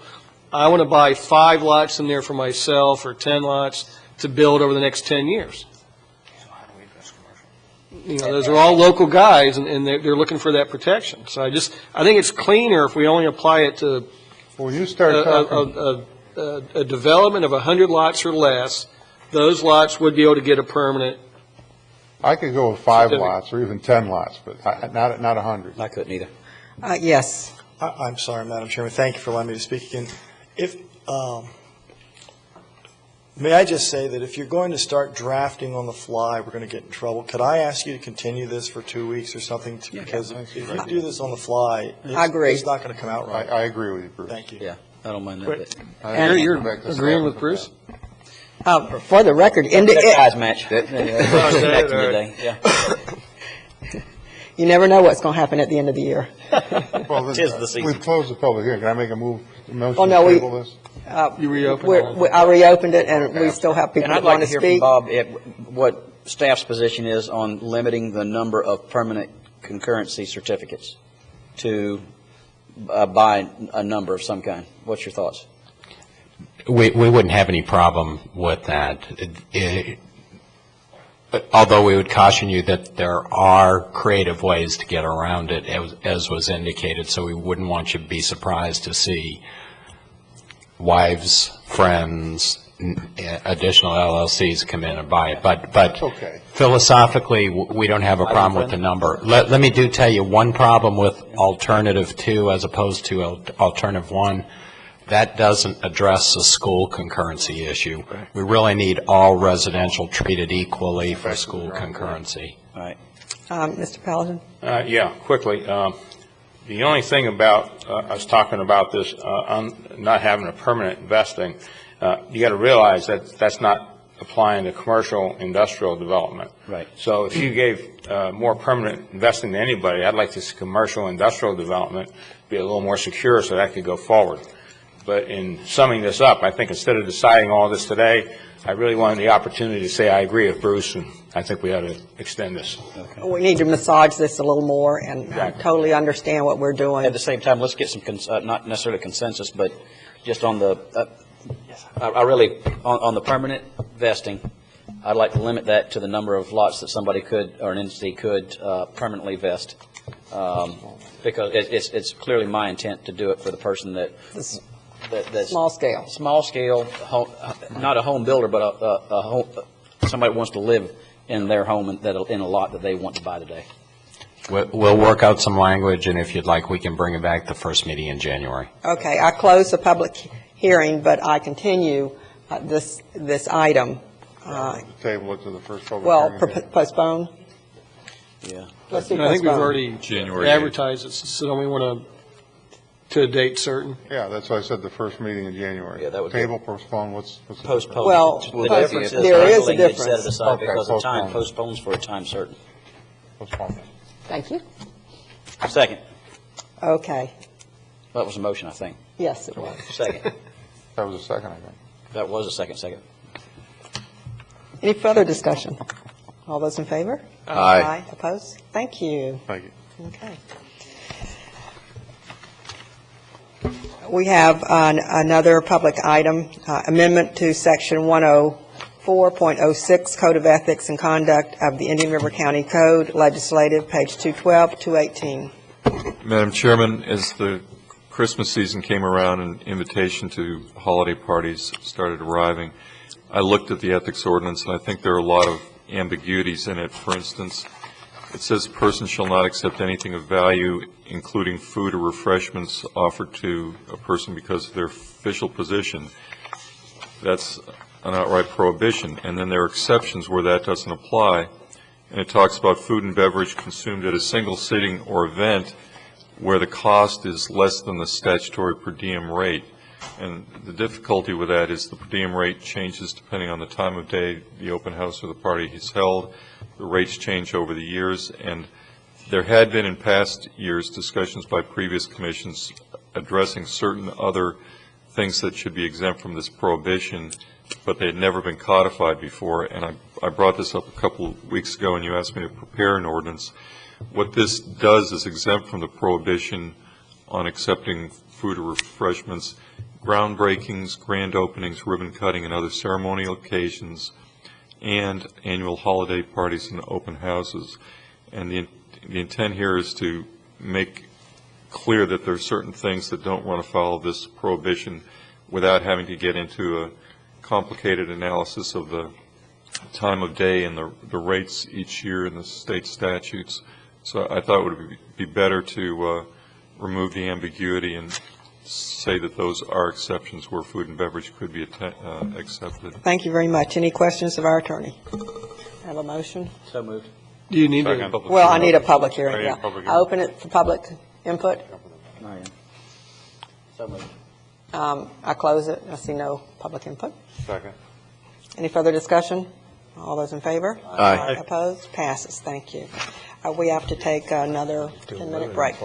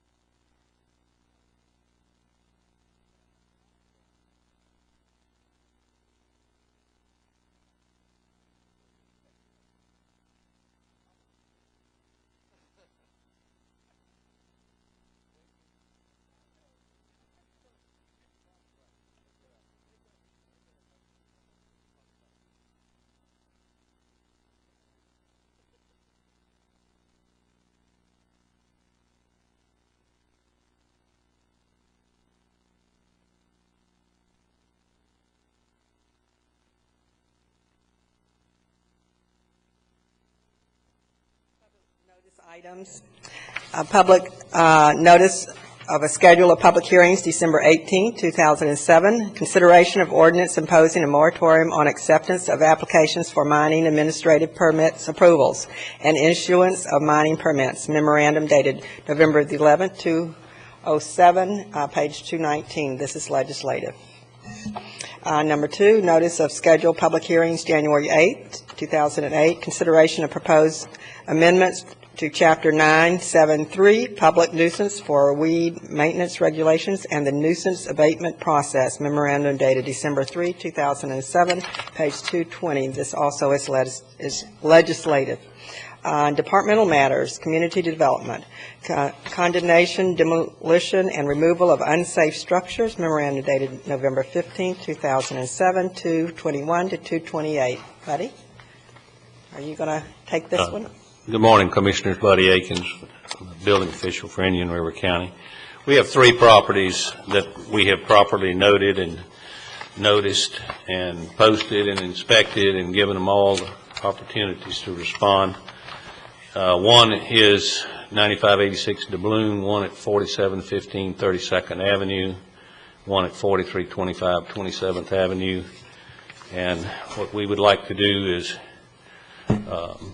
declare the structures unsafe and a nuisance and order the buildings demolished with related debris removed in the property from the property by a private vendor approved through standard bid procedures. And then we would go through the preparation and recording of a lien to be placed on the real property of the owner and demolish the unsafe structures for the purpose of recovering the county's cost. Commissioners? Second. Any discussion? During discussion, Yes. Buddy, have there been any contact at all with the property owners? Have we had any response or? I've had response in the past from the one on the beach on the Balloon Drive from the Furays of the owners there. And they actually came in February and built a new seawall behind the house to protect it, but they've not done anything on the house themselves other than board it up. It is well boarded up. Some of the pictures that we have, I don't know how to get this over there, Bob. We've got some recent pictures that we took, but they boarded it up with plywood and taken the excess stairs off. And it's essentially safe. It does have one area that is accessible in there. We get complaints from the neighbors about vermin and about people using the house for hiding or whatever they do. I don't know what folks do out there, but this particular house is unsightly to the neighbors, and they've lived with it for 3 years, and they're tired of it. They'd like us to do something with it. I think the owner intends to rebuild, and we really would encourage the owner to get on with the rebuilding. And if they came in and did that, we could pull it out of any demolition process that we were going through at the time. Thank you. I see someone from the audience would like to speak, please. Hello, I'm Helen Furay, and I'm the owner. And your address too, please. Yes, 9586 Doubloon Drive, and it's in reference to the house that Mr. Akins was just referring to. Now, as you, I'm sure, are aware that to enable for us, it was a very difficult process for us to receive the permit from the DEP for the seawall. And then, of course, it also was a long process to get the seawall into the ground, which has finally been finished. Now, presently, we were working with MBV Engineering what they're doing is they're exploring what to do with the structure, whether it should be shored up and whether they want to tear it down completely and rebuild from scratch, or whether they can use some existing walls to, redo the structure. So what we really need is time. How much time? Well, he's indicated that it's going to take a couple of months for him to work on the project. Then we have to go through the DEP process, because this whole situation is going to be based on the DEP, because our seawall was granted in order to preserve the existing structure. So now if we go back to the DEP and say, well, we have no structure, we don't know how they're going to react. So this is what we're going to explore and see what we can do, whether we have to renovate this house, so to speak, or start from scratch. Any questions? Yes. I really need, I'm not a builder, so I understand why DEP is involved. would they have to move back from the coast, the CCC line? There's a coastal construction control line involved with this. There's also flood zone involved with this. The structure was substantially undermined during the hurricanes, and part of the back of the footing broke off. I think there was a fireplace or something there on the back that broke off. And the structure has sagged in some ways. You can see some of that in some of the pictures. They've covered it up and made it as relatively safe for the folks around, but like I said, it's still an eyesore, and the people are complaining about that. I think that they were at this position with their engineer a year ago, and they've not been able to go forward with their plans on whether to demolish or whether to try to rebuild what's there, and that's what we would like to see them get on with the program. Sure. Okay, we were not in the same situation because the seawall only came in this year. So prior to the seawall being installed, we were unable to do anything. And your seawall's installed? Now the seawall has been installed, and so now we are proceeding with the exploration with the engineer. He's going to do a full inspection. When's that scheduled? That should be scheduled in the next couple of months. And schedule it? Pardon me? To schedule it, it's going to be Well, no, I mean, it should be scheduled, but I guess he has to do it and, come up with his findings. Have you given him a time frame? No, but we can expedite the matter as quickly as possible. I bet you could. Yeah. About 90 days for to get on track with this thing. Well, I don't want to wait 90 days and then all of a sudden get started. But what would you feel? What we have done in the past, Commissioners, is go ahead and authorize the demolition and withhold the approval of the award of the contract for demolition until they had another review before your board. Okay. Okay. All right. See, I'm just worried that if we do have a demolition order and then the DEP, and it does get taken down, then we're going to have a problem with maybe we just cannot rebuild at all. And what Mr. Akins is saying is we would not move forward with the demolition of your property until your engineer made some time and got back with the building department and said, okay, yes, this is savable or it's not savable. Oh, okay, I see what you mean. Until We'll work with you, Yeah, but you have to give us the assurance that you're going to make a decision and move on this, one way or the other. And that's all. That's all. A timely matter. Okay. We need 2 motions. Any other questions, staff or? Commissioner. Then we'll I entertain a motion. Do you want 2 motions on this to go ahead and move forward with the other 2? Or I think you can just move forward with the single motion and know that when we're going to have to come back with the proposal for the demolition anyway, and you can hold that at that time. Okay. Because we won't be able, there will be no demolition without the county approving the award or the bid for the demolition. Right. And we move at the pace of government, unfortunately, but in this situation, it's fortunate. So. But this is our policy. This is what we've done. And I might say in this particular case, we're going to have to get a permit from the DEP to tear it down, even if we're tearing it down. Okay. So the DEP is going to be involved in whatever we do. Okay. But what would happen if we decide that not to tear it down? Like to somehow save a piece of the footprint? As long as your engineer said this is what we're doing and this is our plan to move forward? I think the lady's concerned that if DEP says that we're going to issue to tear it down, they may not entertain their permit. I think that's kind of maybe. Yes, that's the problem. That's what I think she's saying. She has a concern. Yeah. Is that? We're going to work with DEP. We'll communicate with DEP, and if they've got a reason for holding up or doing whatever, we'll work with them on that. Even on the demolition, again, we've got to have permission from DEP to demolish it. Well, we don't want to be, my position on this is I don't want to be in contrast. If you think you can get this done, I don't want to hamper you, but we want to resolve this. You see, because the problem is the seawall permit was granted as an armoring for the house. So if the house is no longer there, or if we have to demolish the house, then the reason for the granting of the seawall doesn't exist anymore.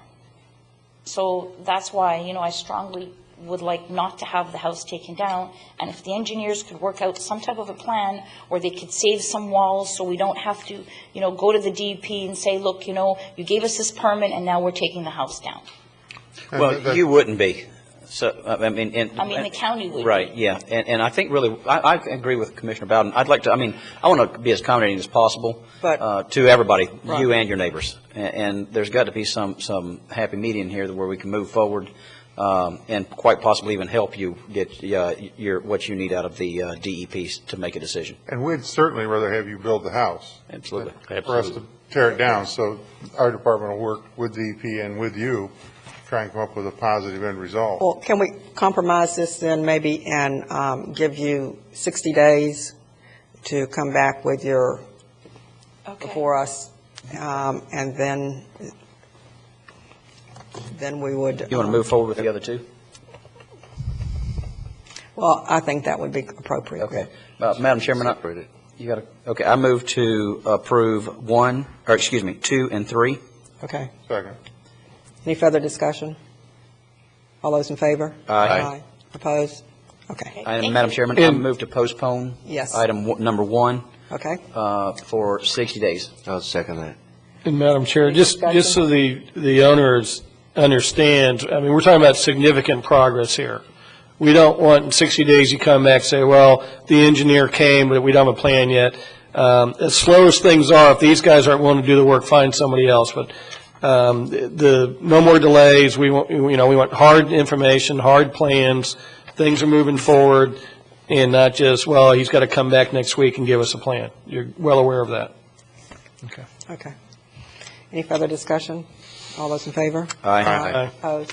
Thank you. Departmental matters, community development. Oh, I did that. Yours. Do a redo. Let's not live it twice. Let's don't redo it. Utilities, San Sebastian Springs subdivision petition water service, Indian River County, project number UCP-3014, memorandum dated November 30, 2007, pages 229 to 261. Move approval. Second. Any discussion? All those in favor? Aye. Passes. Grand Harbor Spoonville Marsh agreement for temporary construction easement and final payment to Masteller, Moeller, Reed, and Taylor, Inc. So moved. Second. Any discussion? All those in favor? Aye. Thank you. The next one is omitted.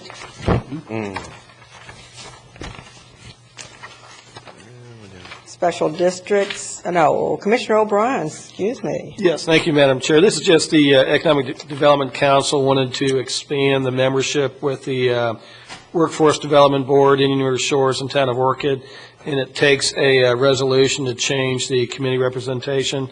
So we're just asking the board's approval to instruct the Attorney's Office to draft that resolution. I move that instruction. Do I have a second? Commissioner Wheeler. Commissioner Wheeler seconds. Any discussion? All those in favor? Aye. Thank you.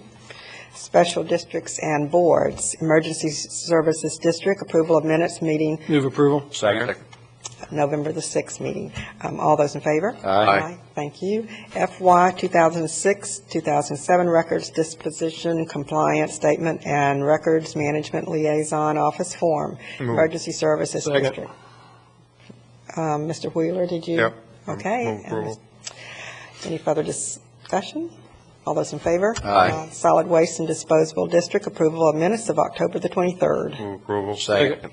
Any discussion? All those in favor? Aye. FY 2006-2007 Records Disposition Compliance Statement and Records Management Liaison Office Form, Solid Waste Disposable District. Move approval. Second. Any discussion? Aye. All those in favor? Aye. Thank you very much. This meeting is adjourned.